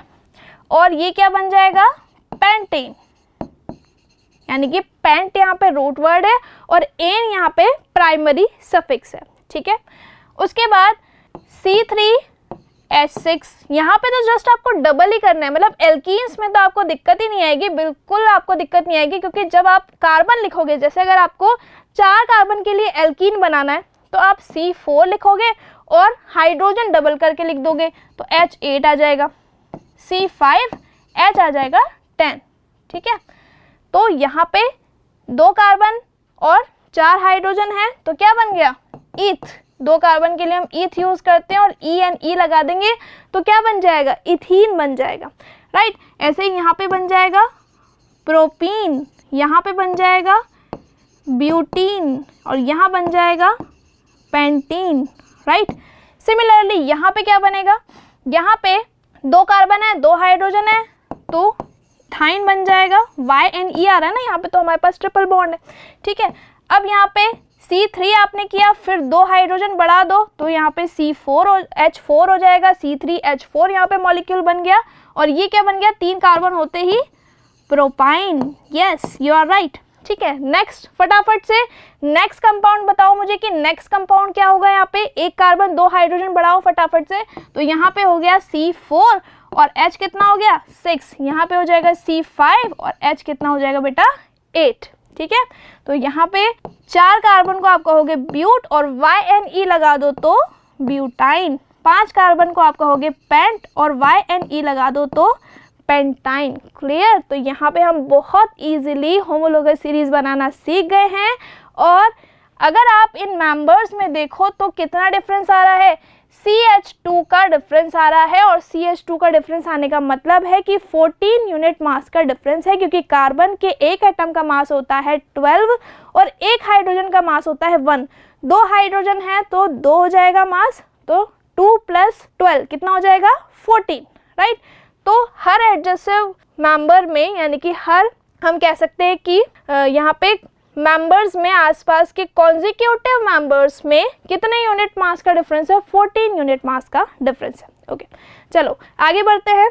अब कुछ और होमोलोगस सीरीज समझते हैं। जैसे कि अगर आपके पास कोई फंक्शनल ग्रुप है तो आप कैसे लिखोगे होमोलोगस सीरीज। तो अगर आपको पहला मेंबर पता है तो फिर तो कोई दिक्कत वाली बात ही नहीं है, और पहला मेंबर तो आपको पता ही है वैसे भी, क्योंकि आपने पढ़ा हुआ है कि HCOOH किसका फॉर्मूला होता है, फॉर्मिक एसिड का फॉर्मूला होता है। और ये किस में होता है बेटा, आंट में होता है। आप सभी ने पढ़ा हुआ है कि चेटी जो रेड आंट होती है उसमें फॉर्मिक एसिड प्रेजेंट होता है, छोटी क्लासेस से आप पढ़ते आ रहे हो। ठीक है, और इसका जो IUPAC नेम है वो क्या है, मीथेनोइक एसिड। मीथ का मतलब होता है एक कार्बन, ओइक का मतलब है कि ये आपने कार्बोक्सिलिक एसिड की सीरीज बनाई है। ठीक है, और यहाँ पे एसिड भी लिखा हुआ है। अब अगर यहाँ पे मुझे नेक्स्ट मेंबर बनाना है तो मैं CH2 बढ़ा दूंगी। तो देखो मैंने 1 कार्बन इंक्रीज किया और 2 हाइड्रोजन इंक्रीज किए, तो यहाँ पे CH3COH बन गया। तो यहाँ पे एसिटिक एसिड इसका कॉमन नेम या जनरल नेम हो जाएगा, और इथेनोइक एसिड इसका IUPAC नेम हो जाएगा। इसी तरीके से आपको आगे भी सीरीज बनानी आनी चाहिए। तो यहाँ पे आपने फिर से क्या किया, CH2 ऐड कर दिया। आप CH2 ऐड करते जा रहे हो तो यहाँ पे C2H5 हो गया। फंक्शनल ग्रुप में कोई चेंज नहीं करना है ना, हमें याद रखना है कि COOH में कोई चेंज नहीं करना है।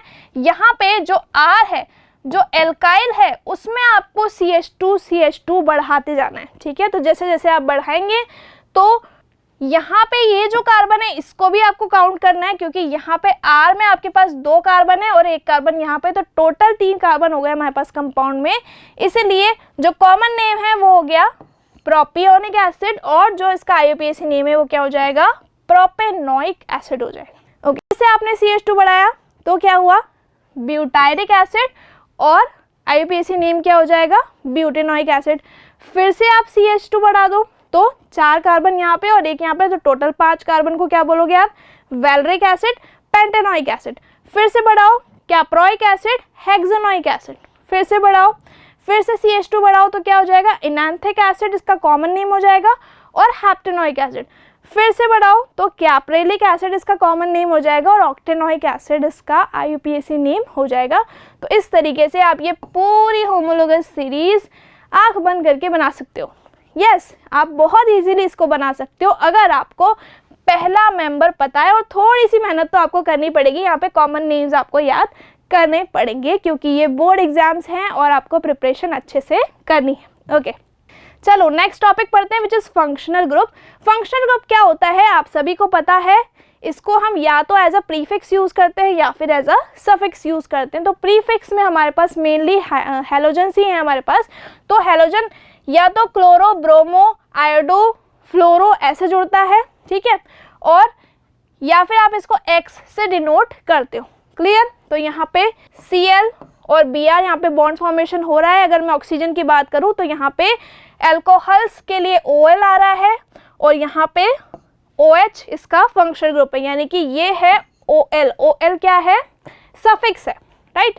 एल्डिहाइड में Al सफिक्स है, CHO इसका स्ट्रक्चर है, यानी कि इसका मॉलिक्यूल आपको इस तरीके से जोड़ना है, फंक्शनल ग्रुप आपको ऐसे बनाना है, ठीक है।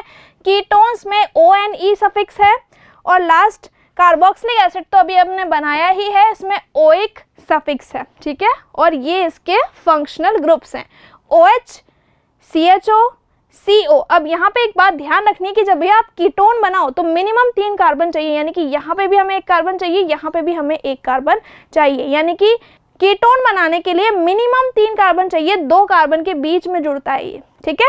और लास्ट में तो COOH आ रहा है, ये आप बहुत अच्छे से समझ चुके हो। चलो आगे बढ़ते हैं। अब मैं आपको अपना नाम लिखना सिखाती हूँ। अब आप बोलोगे मैम हमें तो हमारा नाम लिखना आता है। यस, आपको अपना नाम लिखना आता है, बट आपको अपने नाम को लिंक करना है कार्बन के कंपाउंड्स के नाम से। यस, कैसे करेंगे हम लिंक, चलो सीखते हैं। तो देखो, सबसे पहले जब भी आप अपने पापा का नाम लिखते हो तो कैसे लिखते हो, मिस्टर या मिस लगाते हो, है ना। पापा या मम्मी का नाम जब भी हम लिखते हैं तो हम क्या लगाते हैं, या तो मिस्टर लगाते हैं या फिर मिसेज लगाते हैं या मिस लगाते हैं, ठीक है। किसी भी पर्सन का जब भी नाम लिखा जाता है तो उसमें कुछ ना कुछ प्रीफिक्स लगाया जाता है, ठीक है। और प्रीफिक्स क्या हो सकता है, यहाँ पे क्लोरो हो सकता है, ब्रोमो हो सकता है, आयोडो हो सकता है, ठीक है, फ्लोरो भी हो सकता है, ठीक। तो यही हम हैलोजेंस यूज करेंगे प्रीफिक्स में, क्लियर। अब हम बात करते हैं मेन नेम की, जिसको हम कहते हैं रूट वर्ड्स, यानी कि जैसे आपका नाम अजय है तो अजय आपका क्या हो जाएगा, रूट वर्ड। मेरा नाम ज़ेबा है तो मेरा नाम क्या हो जाएगा, ज़ेबा जो है वो रूट वर्ड हो जाएगा मेरा नेम, ठीक है। अब कुछ लोग क्या करते हैं, अपने मेन नाम के बाद कुछ सफिक्स लगाते हैं, जैसे कि कुमार या कुमारी लगता है किसी के नाम में, तो उसे हम कहेंगे प्राइमरी सफिक्स। यानी कि जो कार्बन कंपाउंड्स बन रहे हैं उसमें प्राइमरी सफिक्स क्या शो करता है, सिंगल बॉन्ड, डबल बॉन्ड और ट्रिपल बॉन्ड्स को शो करता है। यानी कि ये प्राइमरी सफिक्स ये बताता है कि आपका पर्टिकुलर कंपाउंड सैचुरेटेड है या फिर अनसैचुरेटेड है। एंड लास्ट में आप अपना सरनेम लगाते हो, तो जो सरनेम है वो उसे हम यहाँ पे किससे डिनोट कर रहे हैं, सेकेंडरी सफिक्स से डिनोट कर रहे हैं। और कार्बन कंपाउंड्स का या ऑर्गेनिक कंपाउंड्स का जो सेकेंडरी सफिक्स है वो किसके बारे में इंफॉर्मेशन देता है, वो हमें फंक्शनल ग्रुप के बारे में इंफॉर्मेशन देता है, फंक्शनल ग्रुप के बारे में इंफॉर्मेशन देता है, क्लियर। चलो अब आगे बढ़ते हैं।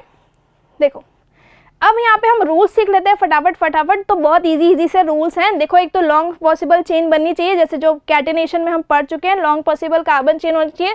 1 2 3 4 5 6 कार्बन है तो क्या बन जाएगा बेटा, हेक्सेन बन जाएगा। यानी कि आपने रूट वर्ड लगाया और आपने प्राइमरी सफिक्स लगाया और नेम बन गया कंपाउंड का, क्या बन गया, हेक्सेन बन गया।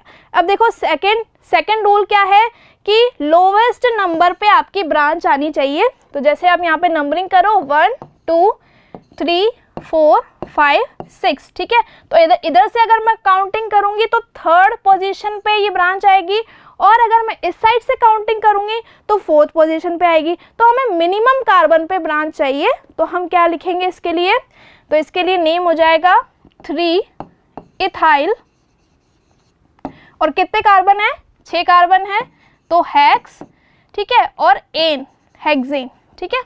तो 3 इथाइल हेक्सेन इसका नेम हो जाएगा। नेक्स्ट रूल देखते हैं। नेक्स्ट रूल क्या है, अब जब भी हमारे पास एक से ज़्यादा ब्रांच होती है और सिमिलर ब्रांच होती है तो हम डाई ट्राई टेट्रा का यूज़ करते हैं। जैसे कि इस कंपाउंड में मेरे पास 2 ब्रांच है और दोनों इथाइल ब्रांच है, ये भी इथाइल है और ये भी इथाइल है। तो मैं क्या करूँगी, 1 2 3 4 5 6 लिखूंगी। तो मेरे पास 3rd और 4th दोनों पोजीशंस पे क्या है, सेम ब्रांच है। तो मैं क्या लिखूंगी, 3,4 डैश कितनी है, डाई है, तो डाई इथाइल, ठीक है, हमने लिखा डाई इथाइल। और लॉन्ग चेन ऑफ हाइड्रोकार्बन कितनी है, 6 कार्बन है, तो हमने लिखा हेक्सेन, ठीक है। नेक्स्ट रूल देखते हैं। नेक्स्ट रूल है कि जब भी आपके पास एक से ज़्यादा ब्रांच होती है और अलग अलग ब्रांचेस होती है तो आप उनको अल्फ़ाबेटिकल ऑर्डर में शो करोगे। जैसे कि अल्फ़ाबेट में अगर मैं बात करूँ तो यहाँ पे हमारे पास मिथाइल ब्रांच है तो ये M से स्टार्ट होता है, राइट।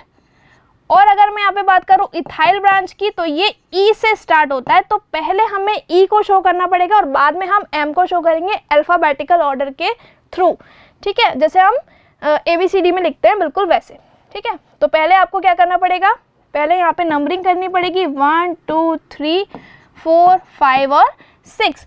तो थर्ड पोजीशन पे मेरे पास है इथाइल, ठीक है, और उसके बाद फोर्थ पोजीशन पे है मेरे पास मिथाइल, 3 इथाइल 4 मिथाइल और long chain of hydrocarbon hexane की है, तो हम यहाँ लिख देंगे हेक्सेन। ओके, आई होप आपको रूल अच्छे से समझ में आ रहे हैं। नेक्स्ट रूल है हमारे पास लोवेस्ट लोकेंट रूल, यानी कि जो ब्रांच आनी चाहिए वो मिनिमम कार्बन पे आनी चाहिए।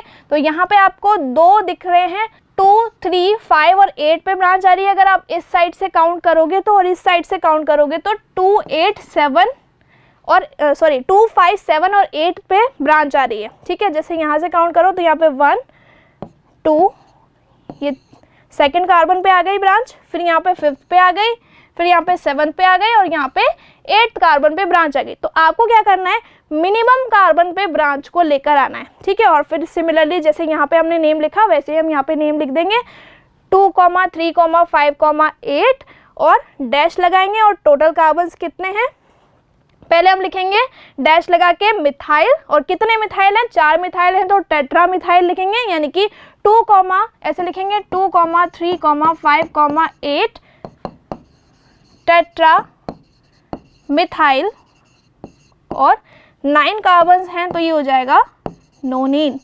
क्लियर, चलो आगे बढ़ते हैं। अब यहाँ पे आपको इन तीनों कंपाउंड्स के लिए नेम लिखना है, स्ट्रक्चर बनाना है। तो फटाफट से हम इथेनोइक एसिड बनाते हैं। इथेनोइक एसिड तो आप जानते हो CH3COOH होता है, ठीक है। तो यहाँ पे क्या करना है आपको, राइट द मॉलिक्यूलर फॉर्मूला, यहाँ पे आपको फॉर्मूला लिखना है, right the formula of the compound and name of the functional group. तो फंक्शनल ग्रुप कौन सा है, फंक्शनल ग्रुप है कार्बोक्सिलिक एसिड, ठीक है, कार्बोक्सिलिक एसिड का ये फंक्शनल ग्रुप है, राइट।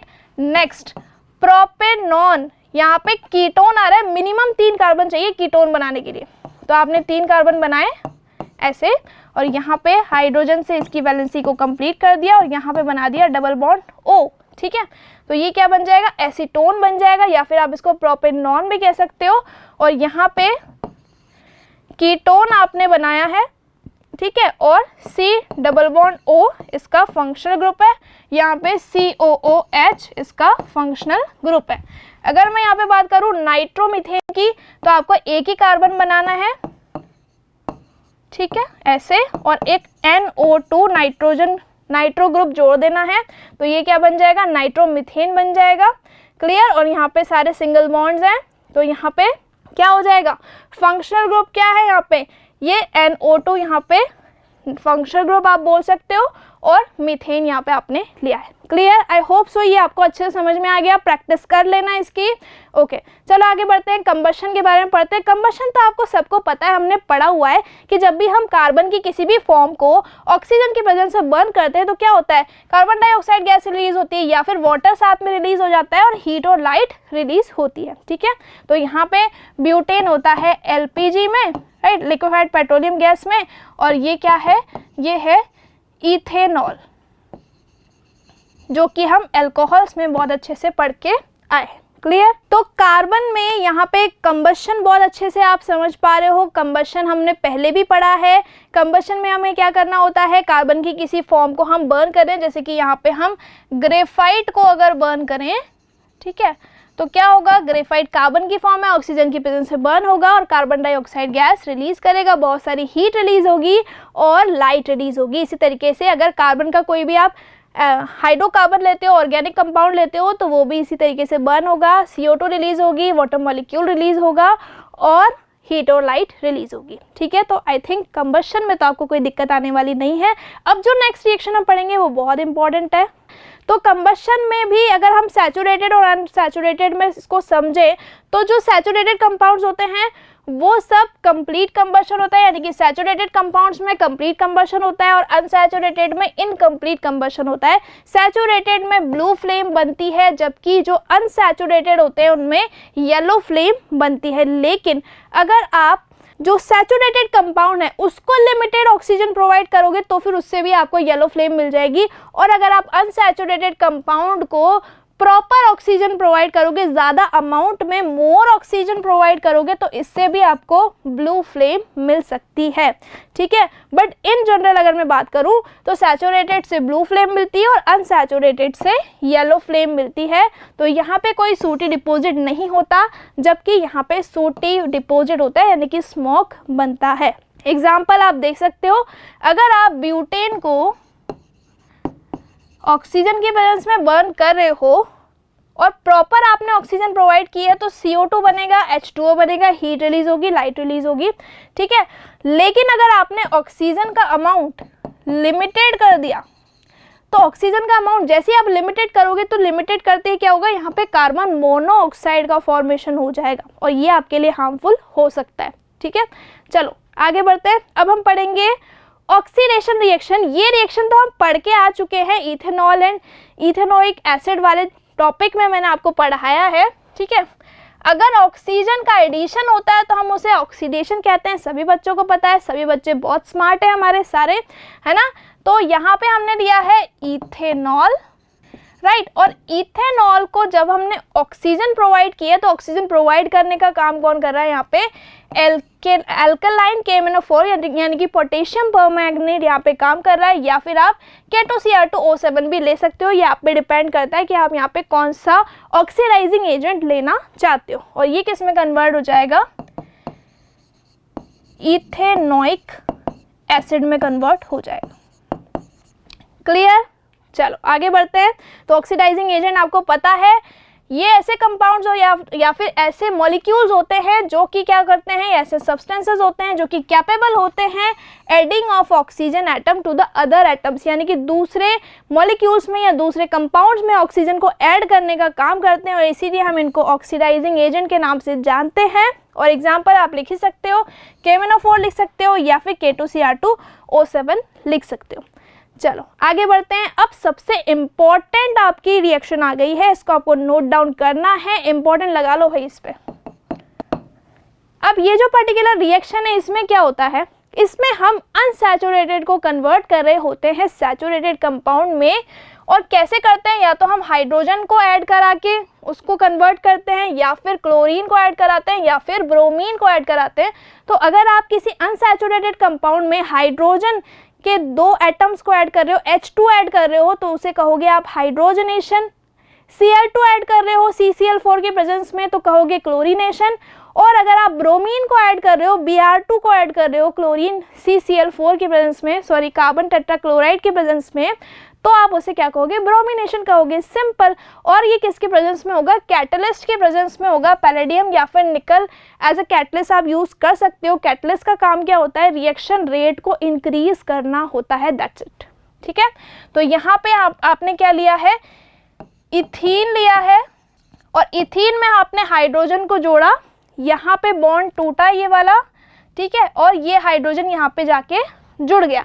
यानी कि जो अनसैचुरेटेड कंपाउंड है वो इस कैटलिस्ट की प्रेजेंस में किस में कन्वर्ट हो गया, सैचुरेटेड कंपाउंड में कन्वर्ट हो गया, यानी कि यहाँ पे बन गया इथेन। क्लियर।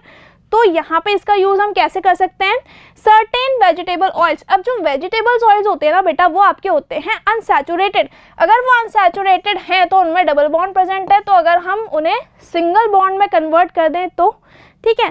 तो अगर आप वेजिटेबल ऑयल ले रहे हो, उसमें हाइड्रोजन ऐड करा रहे हो, तो वो किस में कन्वर्ट हो जाएगा, कैटलिस्ट की प्रेजेंस में वेजिटेबल घी में कन्वर्ट हो जाएगा। यानी कि घी में सैचुरेटेड कंपाउंड्स होते हैं, यानी कि सारे सिंगल बॉन्ड्स होते हैं, जबकि जो ऑयल होता है उसमें डबल बॉन्ड या फिर ट्रिपल बॉन्ड प्रेजेंट हो सकता है।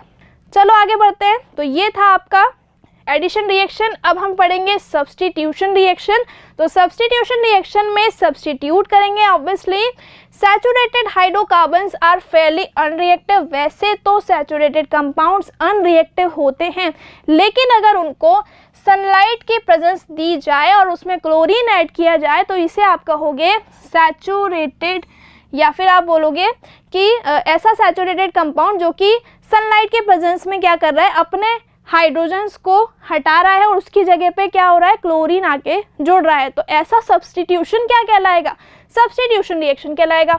Because one type of atom, एक टाइप का जो एटम है वो ग्रुप ऑफ एटम के साथ जुड़ रहा है और रिप्लेस कर रहा है, या तो एटम को रिप्लेस कर रहा है या फिर ग्रुप ऑफ एटम्स को भी रिप्लेस कर सकता है। ठीक है, a number of product are usually form, तो इसमें एक से ज़्यादा प्रोडक्ट्स बनते हैं क्योंकि ये स्टेप बाय स्टेप प्रोसेस होता है। तो यहाँ पे हमने क्या किया है, CH4 यानी कि मीथेन को लिया है और मीथेन में हमने यहाँ पे 4Cl2 लिया है, यानी कि 4 मॉलिक्यूल लिए हैं Cl2 के, और एक एक क्लोरीन जो है वो हाइड्रोजन को रिप्लेस करता जाएगा और यहाँ पे बनेगा HCl which is hydrochloric acid, और यहाँ पे लास्ट में बन जाएगा CCl4। पहले क्या बनेगा, देखो पहले इस तरीके से बनेगा, ये यहाँ पे हाइड्रोजन होंगे और यहाँ पे ये वाला जो हाइड्रोजन है ये इस Cl2 के साथ जुड़ेगा, ये क्लोरीन यहाँ आएगा और इस हाइड्रोजन को यहाँ से रिप्लेस कर देगा और क्या बनाएगा, CH3Cl बनाएगा। फिर क्या बनाएगा, CH2Cl2 बनाएगा। इस तरीके से एक एक हाइड्रोजन हमें क्या करते जाना है, रिप्लेस करते जाना है, और एट लास्ट हमारे पास क्या कंपाउंड आएगा, CCl4 आ जाएगा। यानी कि पहले आपके पास क्या बनेगा, क्लोरोमीथेन बनेगा, फिर डाइक्लोरोमीथेन बनेगा, फिर ट्राइक्लोरोमीथेन बनेगा और लास्ट में आपके पास बन जाएगा टेट्राक्लोरोमीथेन। ओके, तो आई थिंक आपको ये रिएक्शन अच्छे से समझ में आ गई है। इस पर भी इम्पॉर्टेंट लगा लो, एग्जाम में आ सकती है, इम्पॉर्टेंट है। ओके, चलो आगे बढ़ते हैं। अब यहाँ पे इथेनॉल और इथेनोइक एसिड के बारे में देख लेते हैं। वैसे तो आपको सबको पता ही है कि जो इथेनॉल होता है it does not freeze winter, ये विंटर्स में फ्रीज नहीं होता है, जबकि ये विंटर्स में फ्रीज हो जाता है। 17 डिग्री सेल्सियस से कम टेम्परेचर पे ये फ्रीज हो जाता है। इथेनॉल इवेपोरेट होता है जबकि इथेनोइक एसिड इवेपोरेट नहीं होता है। ठीक है, और इट इज़ अ न्यूट्रल, ये न्यूट्रल कंपाउंड है, ये किसी भी लिटमस पेपर का कलर चेंज नहीं करता है, जबकि क्योंकि ये एसिडिक प्रॉपर्टी रखता है, एसिड है भाई, तो ऑब्वियसली ब्लू कलर के लिटमस पेपर को रेड में कन्वर्ट करने की एबिलिटी रखता है। ठीक है, इसको आप स्पिरिट भी कह सकते हो और इसे आप कह सकते हो ग्लेशियल एसिटिक एसिड। कब कह सकते हो, जब ये फ्रीज हो जाए तब कह सकते हो। ठीक है, इथेनॉल कलरलेस लिक्विड होता है। इथेनॉल जो है वो कलरलेस लिक्विड होता है, इसकी प्लीजेंट स्मेल होती है, जबकि जो इथेनोइक एसिड है वो भी कलरलेस लिक्विड है लेकिन उसकी पंजेंट स्मेल होती है, अच्छी स्मेल नहीं होती है, विनेगर लाइक स्मेल होती है। ठीक है, इथेनॉल का जो टेस्ट है वो बिटर यानी कि कड़वा होता है, जबकि इसका कैसा होता है, सारिन टेस्ट होता है। और इथेनॉल अल्कोहल्स की सीरीज़ का मेंबर है, जबकि इथेनोइक एसिड कार्बोक्सिलिक एसिड्स की सीरीज़ का मेंबर है। तो ये थी सारी फिजिकल प्रॉपर्टीज़। अब हम देख लेते हैं केमिकल प्रॉपर्टीज़ को। तो केमिकल प्रॉपर्टीज़ क्या है, कंबशन। कंबशन में हम क्या कर रहे हैं, बर्निंग ही तो कर रहे हैं। तो यहाँ पे हमने इथेनॉल को बर्न कर दिया, CO2 H2O रिलीज हो गया। ये हम ऑलरेडी पढ़ चुके हैं, ये मैंने आपको बहुत अच्छे से एक्सप्लेन किया है, तो आप वो वीडियो भी देख सकते हो। डिहाइड्रेशन में क्या कर रहे हैं, हम इथेनॉल को इथीन में कन्वर्ट कर रहे हैं कंसंट्रेटेड H2SO4 की प्रेजेंस में, और यहाँ पे water molecule as a by product बन रहा है। ऑक्सीडेशन जस्ट अभी मैंने आपको पढ़ाया, तो ये आपको आता है। ओके, और अगर मैं सोडियम से इसकी रिएक्शन करा दूँ तो सोडियम, क्योंकि हम कह सकते हैं कि रिएक्टिव मेटल है, इसलिए सोडियम क्या कर देगा, इसको रिप्लेस कर देगा। यानी कि एक हाइड्रोजन यहाँ से रिप्लेस हो जाएगा और सोडियम वहाँ जाके जुड़ जाएगा और ये क्या बन जाएगा, सोडियम इथॉक्साइड बन जाएगा और यहाँ पे हाइड्रोजन गैस रिलीज होगी। और जब आप इसको बर्न करोगे तो ये पॉप साउंड के साथ बर्न होगी। सिमिलरली हम यहाँ पे इथेनोइक एसिड्स के लिए भी रिएक्शन देख लेते हैं। अब क्योंकि ये एसिड है तो न्यूट्रलाइजेशन रिएक्शन तो करेगा, तो बेस के साथ यहाँ पे हमने इसकी रिएक्शन करवाई है। तो यहाँ पे बन गया सॉल्ट और यहाँ पे बन गया वाटर। नेक्स्ट रिएक्शन देखते हैं। नेक्स्ट रिएक्शन क्या है, reaction with metal carbonate. Metal carbonate के साथ रिएक्शन करेगा या फिर मेटल बाइकार्बोनेट के साथ की रिएक्शन करेगा, ये भी हम ऑलरेडी पढ़ चुके हैं। यहाँ पे सॉल्ट, वाटर और कार्बन डाइऑक्साइड गैस बनती है। सभी बच्चों को पता है कि जब भी कोई एसिड मेटल कार्बोनेट या फिर मेटल हाइड्रोजन कार्बोनेट के साथ रिएक्शन करता है तो 3 कंपाउंड बनाता है, सॉल्ट, वाटर और CO2। ठीक है, अब जब आप एसिड की रिएक्शन सोडियम से कराओगे तो क्या होगा, यहाँ पे ये H हट जाएगा। ठीक है, क्योंकि एसिड क्या देते हैं, H+ आयंस देते हैं, तो उसने H दिया और H वहाँ से हट गया क्योंकि सोडियम हाईली रिएक्टिव मेटल था, तो सोडियम वहाँ जाके जुड़ गया। ठीक है, क्लियर। तो ये बन गया सॉल्ट और यहाँ पे बन गई हाइड्रोजन गैस। ये सारी रिएक्शन हम ऑलरेडी पढ़ चुके हैं, तो आप वो वीडियो देख सकते हो। ओके, चलो अब हम बात करते हैं chemical properties of ethanoic acid, जिसमें फोर्थ जो रिएक्शन है वो मोस्ट इम्पॉर्टेंट रिएक्शन है। मैंने आपको जब वो वाला वीडियो पढ़ाया था, उस वाले वीडियो में भी मैंने आपको यही कहा था कि ये जो पर्टिकुलर रिएक्शन है ये बहुत इंपॉर्टेंट है, आपके एग्जाम में आ सकती है। तो यहाँ पे आपको क्या करना था, एक कार्बोक्सिलिक एसिड लेना है, एक अल्कोहल लेना है और एस्टर बन जाएगा। एस्टर कैसे बनेगा, देखो यहाँ पे RCO, ये वाला पार्ट आपको कार्बोक्सिलिक एसिड से लेना है और ये वाला पार्ट आपको अल्कोहल से लेना है, सिंपल। और ये क्या बन जाएगा, एस्टर बन जाएगा और वाटर मॉलिक्यूल यहाँ पे रिलीज हो जाएगा। ठीक है, जैसे कि यहाँ पे कार्बोक्सिलिक एसिड में हमने क्या किया, CH3, ठीक है, C double bond O bond OH था। ठीक है, अब ये वाला जो पार्ट है ये आप देख पा रहे हो यहाँ पे है आपके पास, ठीक। और इथेनॉल में आप कैसे बना रहे थे इसको, 2 कार्बन आपने बनाए, यहाँ पे आपने OH जोड़ा था और यहाँ पे H3 आ रहा था और यहाँ पे 2 हाइड्रोजन थे, तो इसको आप CH2 कह रहे थे।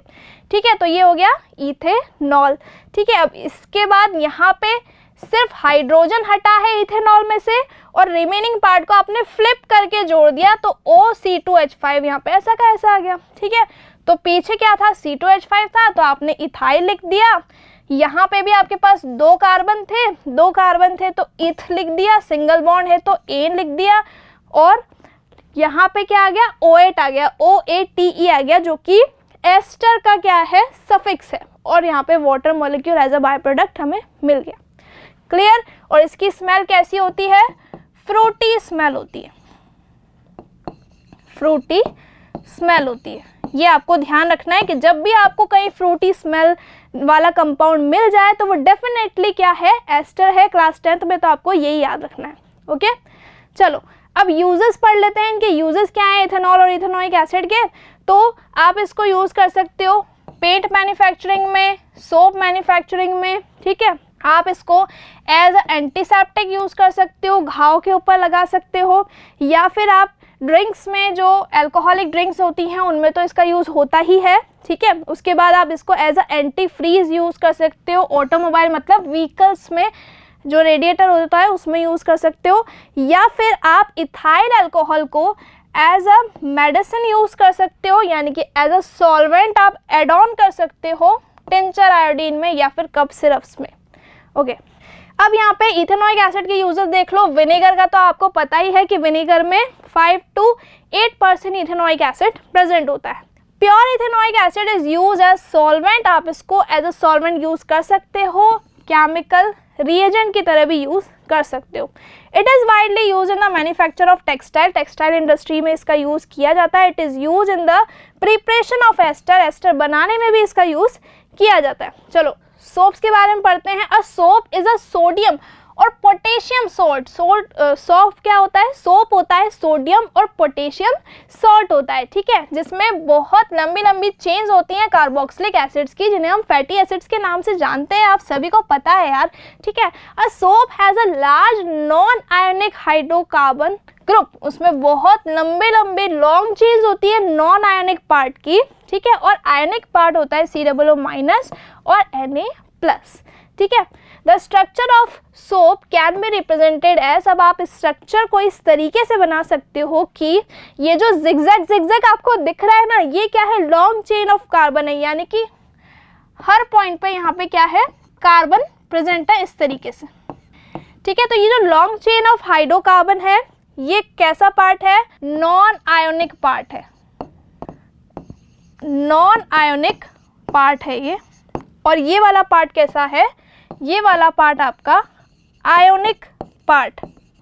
क्लियर। तो जो नॉन आयोनिक पार्ट है वो ग्रीस में सोल्यूबल होता है या फिर ऑयल या फिर डर्ट में सोल्यूबल होता है, और जो आयोनिक पार्ट होता है वो वाटर सोल्यूबल होता है, इसलिए इसको हाइड्रोफिलिक कहते हैं और इसको कहते हैं हाइड्रोफोबिक। ओके, अब अगर मैं यहाँ पे कुछ एग्जाम्पल्स के बारे में बात करूँ, सोप के एग्जाम्पल्स लिखने के लिए आ गए, मान लो आपको सोप के एग्जाम्पल्स लिखने, तो फिर आप क्या लिख कर आओगे, तो फिर आप लिख सकते हो यहाँ पे सोडियम स्टीयरेट, सोडियम पल्मिनेट और सोडियम ऑलिएट एसिड, और इसके लिए यहाँ पे ये फॉर्मूलाज दिए गए हैं, आपको लर्न करना है। चलो आगे बढ़ते हैं, डिटर्जेंट के बारे में पढ़ते हैं। डिटर्जेंट क्या होता है, जो सिंथेटिक डिटर्जेंट होता है is the sodium salt of long chain, बहुत लंबी लंबी चेन होती है, उसमें बेंजीन सल्फोनेट की होती है, ठीक है, और the sodium salt of long chain alkyl hydrogen sulphate, या तो बेंजीन सल्फोनिक एसिड की उसमें लॉन्ग चेन्स होंगी, या फिर सोडियम सॉल्ट होगा वो किसका, एल्काइल हाइड्रोजन सल्फेट्स का, ठीक है। तो आप एग्जाम्पल में ये स्ट्रक्चर बना के आ सकते हो। ये पर्टिकुलर स्ट्रक्चर में क्या हो रहा है, सेंटर में आपके पास बेंजीन रिंग है, तो ये आपकी है बेंजीन रिंग, और यहाँ पे आपने R जोड़ा हुआ है, ये R है एल्काइल ग्रुप जिसमें C12H25 प्रेजेंट है, और यहाँ पे क्या है, यहाँ पे सल्फोनिक SO3 है और सोडियम है, यानी कि ये सोडियम का सॉल्ट है। तो ये क्या बन गया आपके पास, सोडियम p-डोडेकाइल बेंजीन सल्फोनेट, ठीक है। तो आप सिर्फ इसको याद रख लो, समझ लो इसको, ठीक है। सिमिलरली आप ये एग्जाम्पल भी लिख के आ सकते हो, सोडियम लोराइल सल्फेट, क्लियर। तो ये दो एग्जाम्पल आप डिटर्जेंट के लिए लिख सकते हो। चलो अब सोप और डिटर्जेंट में अगर आपसे ये बोला जाए कि आप डिफरेंस लिखो तो कैसे लिखोगे, तो देखो ये सोडियम और पोटेशियम के सॉल्ट्स होते हैं, फैटी एसिड्स होते हैं, कार्बोक्सिलिक एसिड्स होते हैं, जबकि ये सल्फोनिक एसिड्स होते हैं या फिर सल्फेट्स होते हैं, या तो SO3 होते हैं या SO4 होते हैं, और सोडियम या पोटेशियम दोनों में हो सकता है, ठीक है। एग्जाम्पल्स मैं आपको ऑलरेडी बता चुकी हूँ, सोडियम स्टीयरेट और सोडियम एंड डोडेकाइल सल्फेट, ओके। अब जो सोप होते हैं वो बायोडिग्रेडेबल होते हैं, वो माइक्रो ऑर्गेनिज्म से इजीली डिकम्पोज हो जाते हैं, पॉल्यूशन क्रिएट नहीं करते हैं, वाटर पॉल्यूशन नहीं करते हैं, जबकि जो नॉन बायोडिग्रेडेबल, जबकि जो हम डिटर्जेंट्स यूज़ कर रहे हैं वो नॉन बायोडिग्रेडेबल भी हो सकता है और बायोडिग्रेडेबल भी हो सकता है, डिपेंड करता है कि वो सिंथेटिक है या नहीं है, ठीक है। तो अगर वो सिंथेटिक है, अगर वो सिंथेटिक है तो फिर वो बायोडिग्रेडेबल नहीं है, नॉन बायोडिग्रेडेबल होगा और फिर वो वाटर पॉल्यूशन कॉज कर सकता है, ओके। चलो आगे बढ़ते हैं, बाकी के डिफरेंस देखते हैं।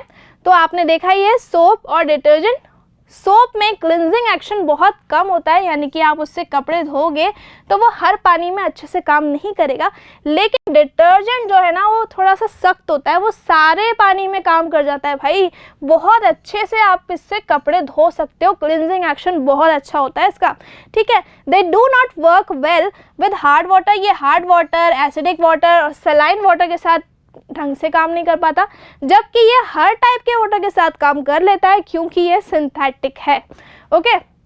चलो they take time to dissolve in water, obviously जो सोप्स होते हैं वो पानी में घुलने में वक्त लगाते हैं, जबकि जो डिटर्जेंट होता है वो लिक्विड फॉर्म में या फिर पाउडर फॉर्म में होता है, और इसमें सल्फोनिक एसिड होता है या फिर सल्फेट होता है, इसलिए ये जल्दी से डिजॉल्व हो जाता है वाटर में, ठीक है। तो ये जल्दी से डिजॉल्व हो जाता है वाटर में। चलो आगे बढ़ते हैं। इट में कॉज इरिटेशन, तो सोप का यूज़ करने से आपके हाथों में इरिटेशन हो सकती है, लेकिन डिटर्जेंट से नहीं होगी, क्योंकि आपने देखा होगा कि अगर अलग अलग टाइप के खुशबू वाले डिटर्जेंट्स आते हैं और लेमन उसमें प्रेजेंट होता है, या फिर हम कह सकते हैं कि कोई फ्लावर की स्मेल उसमें प्रेजेंट होती है, तो ये इरिटेटिंग नहीं होते, जबकि सोप्स इरिटेटिंग हो सकते हैं आपकी स्किन के लिए, ओके। चलो अब आगे बढ़ते हैं, सोप बनाते हैं, सोप बनाना सिखाती हूँ मैं आपको। इस रिएक्शन को कहते हैं सेपोनिफिकेशन, यानी कि सोप बनाने के प्रोसेस को हम कहते हैं सेपोनिफिकेशन रिएक्शन, इन विच ट्राइग्लिसराइड और आर कंबाइन, जो ट्राइग्लिसराइड है वो कंबाइन होता है स्ट्रॉन्ग बेस के साथ, यानी कि एसिड जो है या फिर एस्टर जो है वो कंबाइन हो जाता है किसके साथ, बेस के साथ कंबाइन हो जाता है, और यहाँ पे क्या बन जाता है, अल्कोहल बन जाता है और सोडियम का सॉल्ट बन जाता है, जिसे हम क्या कहते हैं, सोप कहते हैं। चलो तो यहाँ पे मैं आपको एक सोप बना के दिखा रही हूँ, बहुत बड़ा सा मॉलिक्यूल है तो डरना मत बिल्कुल भी।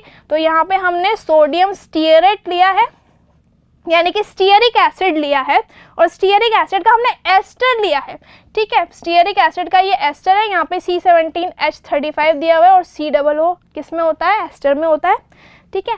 और यहाँ पे हमारे पास 3 कार्बन है, और इसीलिए हमने यहाँ पे 3 NaOH मॉलिक्यूल्स ले लिए, यानी कि स्ट्रॉन्ग बेस ले लिया, Sb का मतलब स्ट्रॉन्ग बेस ले लिया, ठीक है। तो यहाँ पे क्या बन गया, यहाँ पे हमारे पास बन गया ग्लिसरॉल, यानी कि अल्कोहल बन गया, और ये आपके पास बन गया सोप, क्लियर। यहाँ पे आपके पास सोडियम का सॉल्ट बन गया, यानी कि सोप का फॉर्मेशन हो गया। तो ये पर्टिकुलर रिएक्शन थी सैपोनिफिकेशन रिएक्शन, जिसको हम कह सकते हैं कि ये प्रोसेस होता है सोप का, जिसमें आप क्या करते हो, ट्राइग्लिसराइड को लेते हो और उसको कंबाइन करते हो स्ट्रॉन्ग बेस के साथ और उसकी रिएक्शन आप कराते हो, तो यहाँ पे ग्लिसरॉल बनता है और सोप बनता है। चलो आगे बढ़ते हैं। क्लिनजिंग एक्शन समझते हैं कि सोप से अगर आप कपड़े धोना चाहो या धोने की कोशिश करो तो क्लिनजिंग एक्शन कैसे होता है। ड्यूरिंग क्लीनिंग, जब भी आप कपड़े धोते हो, क्लीनिंग करते हो, तो क्या होता है, दो फॉर्म बनती है, क्योंकि आपने सीखा है स्ट्रक्चर में कि एक पार्ट आयनिक होता है और दूसरा कैसा होता है, नॉन आयनिक होता है, जिसको हम कहते हैं हाइड्रोफोबिक टेल। तो जो नॉन आयनिक पार्ट है उसको हम हाइड्रोफोबिक टेल कहते हैं, जो आयनिक पार्ट है उसको हाइड्रोफिलिक हेड कहते हैं। नॉन आयनिक पार्ट ऑयल या फिर ग्रीस या फिर जो भी डर्ट है उसमें सॉल्यूबल होता है, जबकि हाइड्रोफिलिक वाला जो पार्ट होता है वो किस में सॉल्यूबल होता है, वो सॉल्यूबल होता है वाटर में, और क्लस्टर बना देते हैं, ये एक बॉल लाइक स्ट्रक्चर या फिर क्लस्टर बना देते हैं, जिसको हम क्या कहते हैं, जिसको हम कहते हैं माइसेल का स्ट्रक्चर। ठीक है, अब यहाँ पे आप कपड़े कैसे धोते हो, रिगड़ रिगड़ के धोते हो, बहुत ज़्यादा एजिटेशन उसमें करते हो, बहुत ज़्यादा ताकत लगाते हो, स्क्रब करते हो, तब कहीं जाके आपके कपड़े धुलते हैं। ठीक है, तो इसलिए सोप का यूज़ मत करो, डिटर्जेंट का यूज़ करो, बेस्ट है। डिटर्जेंट में बहुत इजीली आपका क्लिनजिंग एक्शन होता है, बहुत इजीली माइसेल का फॉर्मेशन होता है। ठीक है, फर्दर अब यहाँ पे लिखा हुआ है कि स्क्रबिंग आप कर सकते हो, तो उससे क्या होगा, ऑयल और ग्रीस जो है वो हट जाएगा, स्क्रब करोगे आप उसको तो क्या होगा, डिसलॉक्ड हो जाएगा, यानी कि वो रिमूव हो जाएगा सरफेस से, क्लोथ की सरफेस से, and further soap ions attach themselves, और सोप आयंस अटैच हो जाएंगे एक दूसरे से, यानी कि COO- Na+ से अटैच हो जाएगा। एंड जो नॉन पोलर सब्सटेंसेज है सच एज ऑयल और ग्रीस, वो सब क्या हो जाएगा, वो सब इनसाइड में आ जाएगा माइसेल स्ट्रक्चर में, और आउटसाइड में क्या होगा, ये वाटर से इंटरेक्ट कर लेगा। तो कुछ इस टाइप का आपको स्ट्रक्चर देखने को मिलेगा। सेंटर में आपके पास है ऑयल या फिर ग्रीस, और ये वाला जो पार्ट है, ये वाला पार्ट आपका कौन सा है, आयोनिक पार्ट है, जो कि वाटर सोल्यूबल है। क्लियर, और इसे आप क्या कहते हो, फॉर्मेशन ऑफ माइसेल या फिर माइसेल का स्ट्रक्चर कहते हो, माइसेल आप बोलते हो उसको। ठीक है, अब यहाँ पे क्वेश्चन अराइज होता है। क्या क्वेश्चन अराइज होता है, हमने सारे कॉन्सेप्ट्स को बहुत अच्छे से समझ लिया, अब यहाँ पे आपके लिए कुछ क्वेश्चंस हैं, चलो उनको सॉल्व करते हैं। तो यहाँ पे आपको क्या करना है कि सल्फर का जो मॉलिक्यूल होता है जिसमें S8 होता है, सल्फर S8 में एग्जिस्ट करता है, तो उसके लिए स्ट्रक्चर बना के बताओ, और स्ट्रक्चर भी आपको इलेक्ट्रॉन डॉट स्ट्रक्चर बनाना है। ठीक है, तो यहाँ पे हाँ, तो हम क्या सीख रहे थे, S8 का स्ट्रक्चर सीख रहे थे। तो S8 के स्ट्रक्चर में देखो आपको कैसे बनाना है इसको।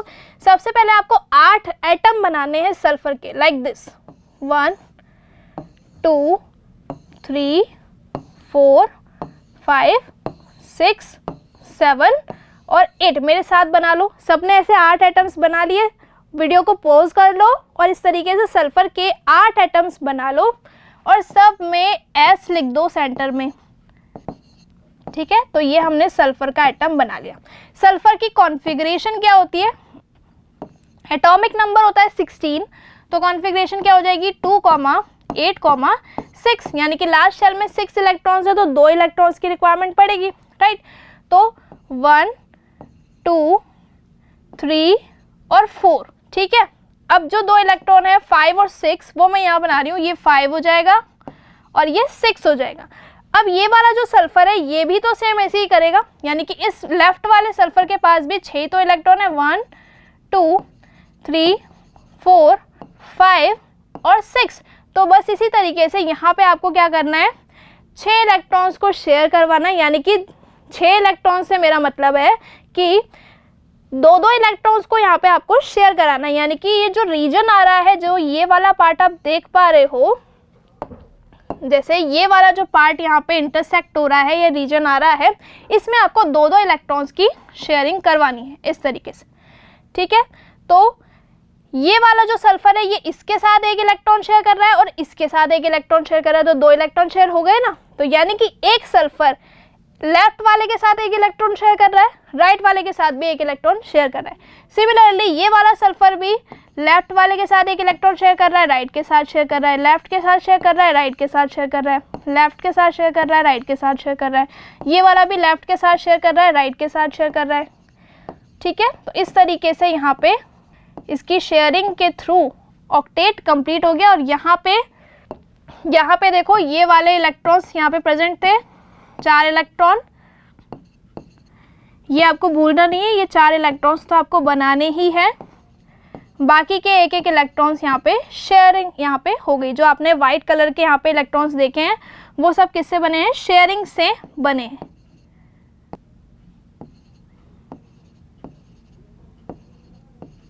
क्लियर, तो ये है ऑक्टाहेड्रल स्ट्रक्चर किसका, S8 का। आप क्रॉन स्ट्रक्चर भी बना सकते हो। क्रॉन स्ट्रक्चर कैसे बनाओगे, देखो सल्फर सल्फर सल्फर, तो यहाँ पे आपको क्या करना होता है, W की फॉर्म में स्ट्रक्चर बनाना होता है, 1 2 3 4 और 5।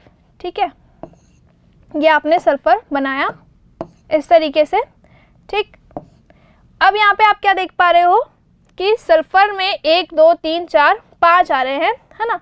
तो यहाँ पे आप नीचे 3 बना दोगे तो क्या हो जाएगा, W का स्ट्रक्चर बन जाएगा। इसको हम दोबारा बनाते हैं। ठीक है, तो देखो पहले नीचे वाले बना लो, 1 2 और 3, इस तरीके से 3 आपको सल्फर बनाने हैं। उसके बाद यहाँ पे जो सल्फर है ये इससे डायरेक्टली कनेक्ट होगा और यहाँ पे जो सल्फर है ये इससे डायरेक्टली कनेक्ट होगा। ठीक है, इस वाले सल्फर से ये कनेक्टेड है। तो ये आपको कुछ W जैसा नहीं दिखाई दे रहा, दिखाई दे रहा है ना, है ना। तो यहाँ पे आपको क्या करना है, ऐसे बनाना है सल्फर, देखो यहाँ पे सल्फर, फिर यहाँ पे सल्फर, फिर यहाँ पे सल्फर और यहाँ पे। तो ये कितना हो जाएगा, 1 2 3 4 5, तो 5 यहाँ पे हो गए, 1 2 3 3 यहाँ पे हो गए, तो टोटल कितना हो गया, 8 हो गया। तो ये कैसा स्ट्रक्चर बन गया, क्रोन स्ट्रक्चर बन गया, crown structure of S8 molecule. ठीक है, और ये वाला भी आप बना सकते हो। तो ये हो गया इलेक्ट्रॉन डॉट स्ट्रक्चर और ये हो गया क्रोन स्ट्रक्चर। ठीक है, दोनों ही स्ट्रक्चर आपको बनाने आने चाहिए। चलो आगे और प्रैक्टिस करते हैं क्वेश्चंस की। देखो नेक्स्ट आपको क्या बनाना है, यहाँ पे साइक्लोपेंटेन बनाना है। अब साइक्लोपेंटेन तो बहुत ही इजी है। 5 कार्बन की एक चेन बनाओ ऐसे, लाइक दिस। 5 कार्बन का आपको एक चेन बनाना है और सब में आपको 2-2 हाइड्रोजन्स जोड़ देने हैं क्योंकि यहाँ पे सारे सिंगल बॉन्ड्स हैं, दैट्स इट। तो आप ऐसे भी बना सकते हो, लेकिन अगर आप इलेक्ट्रॉन डॉट स्ट्रक्चर बना के आओगे तो ज़्यादा प्रेजेंटेबल रहेगा इसके कंपैरिजन में। तो आपको 5 एटम बनाने हैं कार्बन के, 3 एटम यहाँ पे हम बना चुके हैं, ये हमने चौथा एटम बनाया और ये हमने 5वां एटम बनाया। तो सब में आपको क्या लिखना है, कार्बन कार्बन लिख देना है। क्या लिखोगे, सब में कार्बन लिख दोगे। ठीक है, अब कार्बन की लास्ट शेल में कितने इलेक्ट्रॉन्स होते हैं, 4 होते हैं। ठीक है, तो यहाँ पे 2-2 हाइड्रोजन हमने जोड़े हैं, तो यहाँ पे 2 एटम बनाओ हाइड्रोजन के। ठीक है, ऐसे। तो अब आप क्या देख पा रहे हो कि हर एटम में 2-2 एटम हाइड्रोजन के भी हैं, है ना।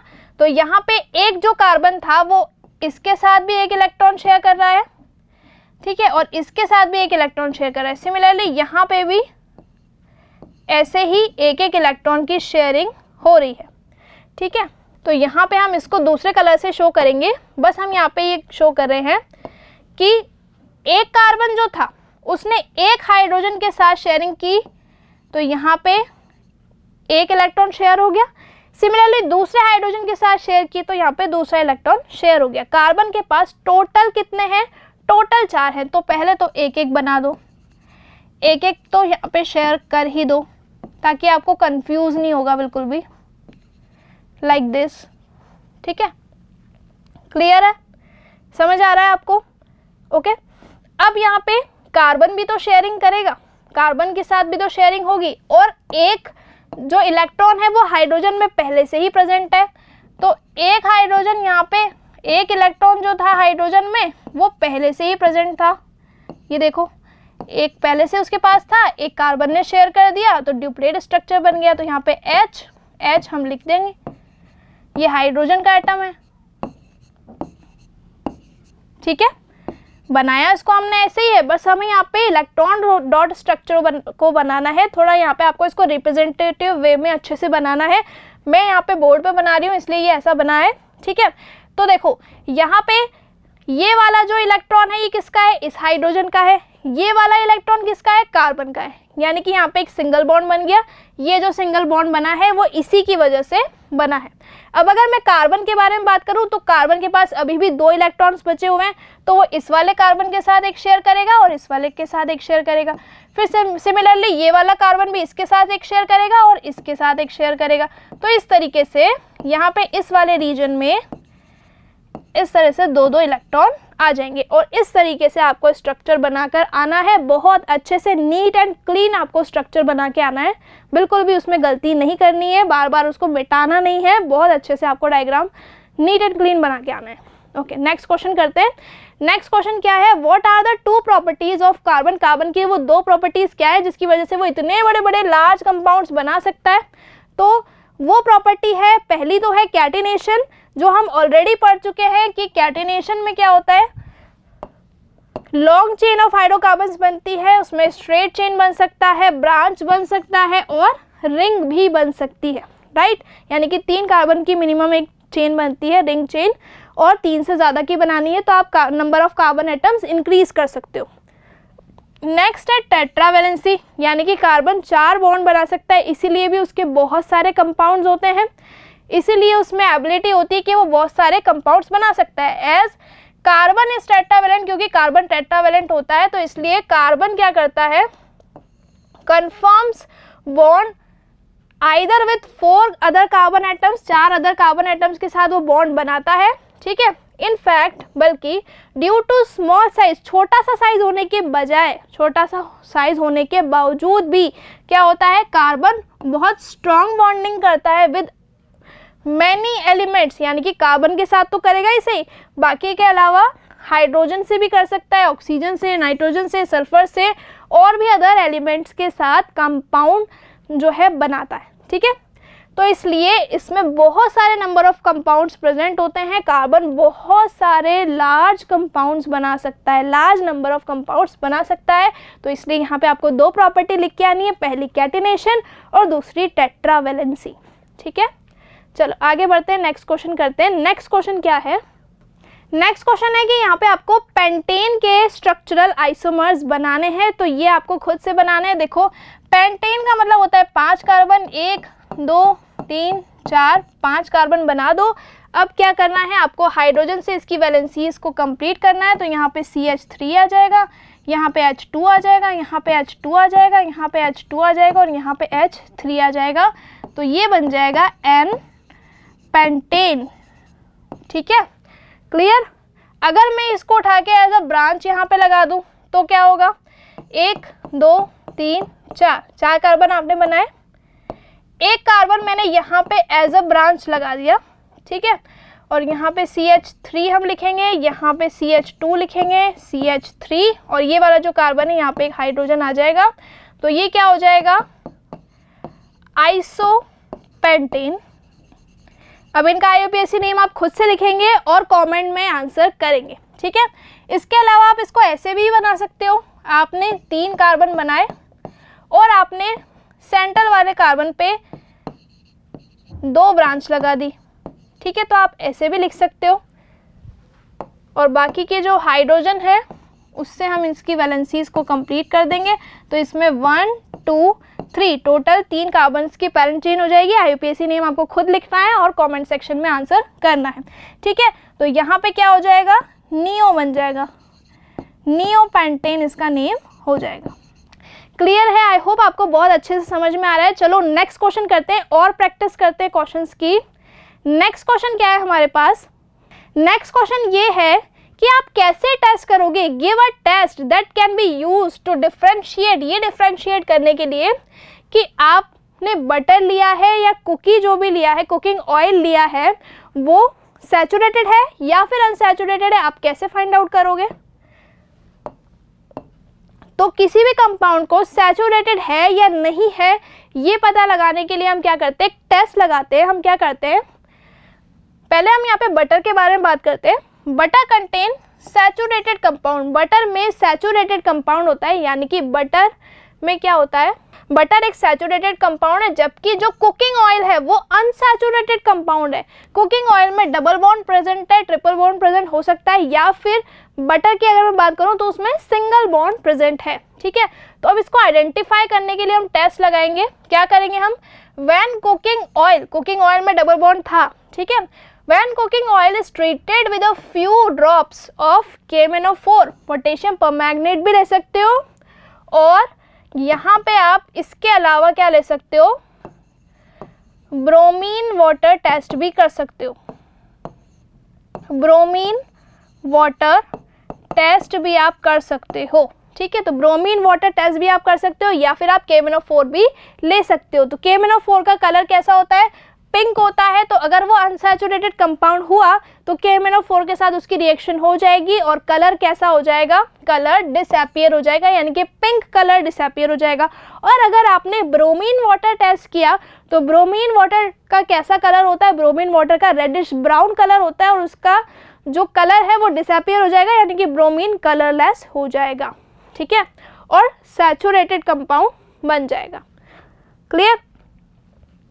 On the other hand treated with butter, जब आप उसको बटर के साथ रिएक्शन कराओगे तो बटर तो वैसे ही सैचुरेटेड है, तो वो कोई रिएक्टिविटी शो नहीं करेगा और कलर डिसअपियर नहीं होगा, कलर पिंक ही रहेगा।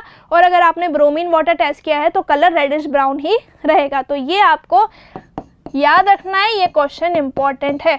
चलो आगे बढ़ते हैं, नेक्स्ट क्वेश्चन करते हैं, ये हमारा लास्ट क्वेश्चन है। चलो नेक्स्ट क्वेश्चन करते हैं, ये हमारा लास्ट क्वेश्चन है। Explain the formation of scum. Scum का फॉर्मेशन यहाँ पे आपको एक्सप्लेन करना है हार्ड वाटर के लिए। When hard water is treated with soap, अगर हार्ड वाटर को सोप से ट्रीट किया जाए तो क्या होगा, तो सोप जो है वो प्रॉपर फॉर्म में काम नहीं कर पाएगा, क्योंकि जो हार्ड वाटर होता है उसमें मैग्नीशियम के सॉल्ट्स प्रेजेंट हो सकते हैं। जो हार्ड वाटर होता है उसमें मैग्नीशियम या फिर कैल्शियम के सॉल्ट्स प्रेजेंट हो सकते हैं, और ये जो सॉल्ट्स होते हैं ये क्या करते हैं, these ions combine with soap, ये सोप के साथ कंबाइन हो जाते हैं, सोप मॉलिक्यूल्स के साथ ये कंबाइन हो जाते हैं और वाइट PPT बना लेते हैं, प्रेसिपिटेट बना लेते हैं, कैल्शियम और मैग्नीशियम सॉल्ट यहाँ पे बन जाता है सोप का, और इसे ही हम क्या कहते हैं, स्कम कहते हैं। तो आपसे पूछा जा सकता है कि स्कम क्या होता है, तो इसको भी ध्यान से आपको करना है। तो अगर मैं यहाँ पे रिएक्शन के बारे में बात करूँ तो जैसे आपने सोप आयंस लिए और ये सोप आपके पास प्रेजेंट था C17H35 COO Na, ठीक है, और आपने क्या ले लिया, हार्ड वाटर ले लिया। ठीक है, और हार्ड वाटर में ये आयंस प्रेजेंट थे। अब ये आयंस कहाँ से आए, जैसे कि CaCl2 से आपको मिला Ca2 प्लस Cl-, ये यहाँ से आया। ठीक है, क्लियर। तो ये आपको आयंस यहाँ से मिले। और अगर मैं मैग्नीशियम के बारे में बात करूँ तो MgCl2 से आपको Mg2+ मिल गया, ठीक है, और 2Cl- आपको मिल गए। तो इस तरीके से यहाँ पे NaCl का फॉर्मेशन हो जाएगा और यहाँ पे स्कम आयंस बन जाएंगे, स्कम का फॉर्मेशन हो जाएगा, यानी कि ये जो सोप वाला पार्ट है इसके साथ ये कैल्शियम या मैग्नीशियम जाके जुड़ जाएंगे और ये बकेट में सेटल डाउन हो जाएंगे, यानी कि प्रेसिपिटेट इनका बन जाएगा, ये सेटल डाउन हो जाएंगे, इसको हम बोलेंगे स्कम। ठीक है, तो ये पर्टिकुलर क्वेश्चन भी आपके लिए बहुत ज़्यादा इम्पॉर्टेंट है। Thank you so much for watching this video. मैं मानती हूँ कि थोड़ा सा लॉन्ग वीडियो है, लेकिन सारे कंसेप्ट्स आपके क्लियर हो गए, हर एक चीज़ आपको बहुत अच्छे से समझ में आ गई। तो वीडियो को ज़्यादा से ज़्यादा लाइक करो, शेयर करो, सब्सक्राइब करो। Thank you so much.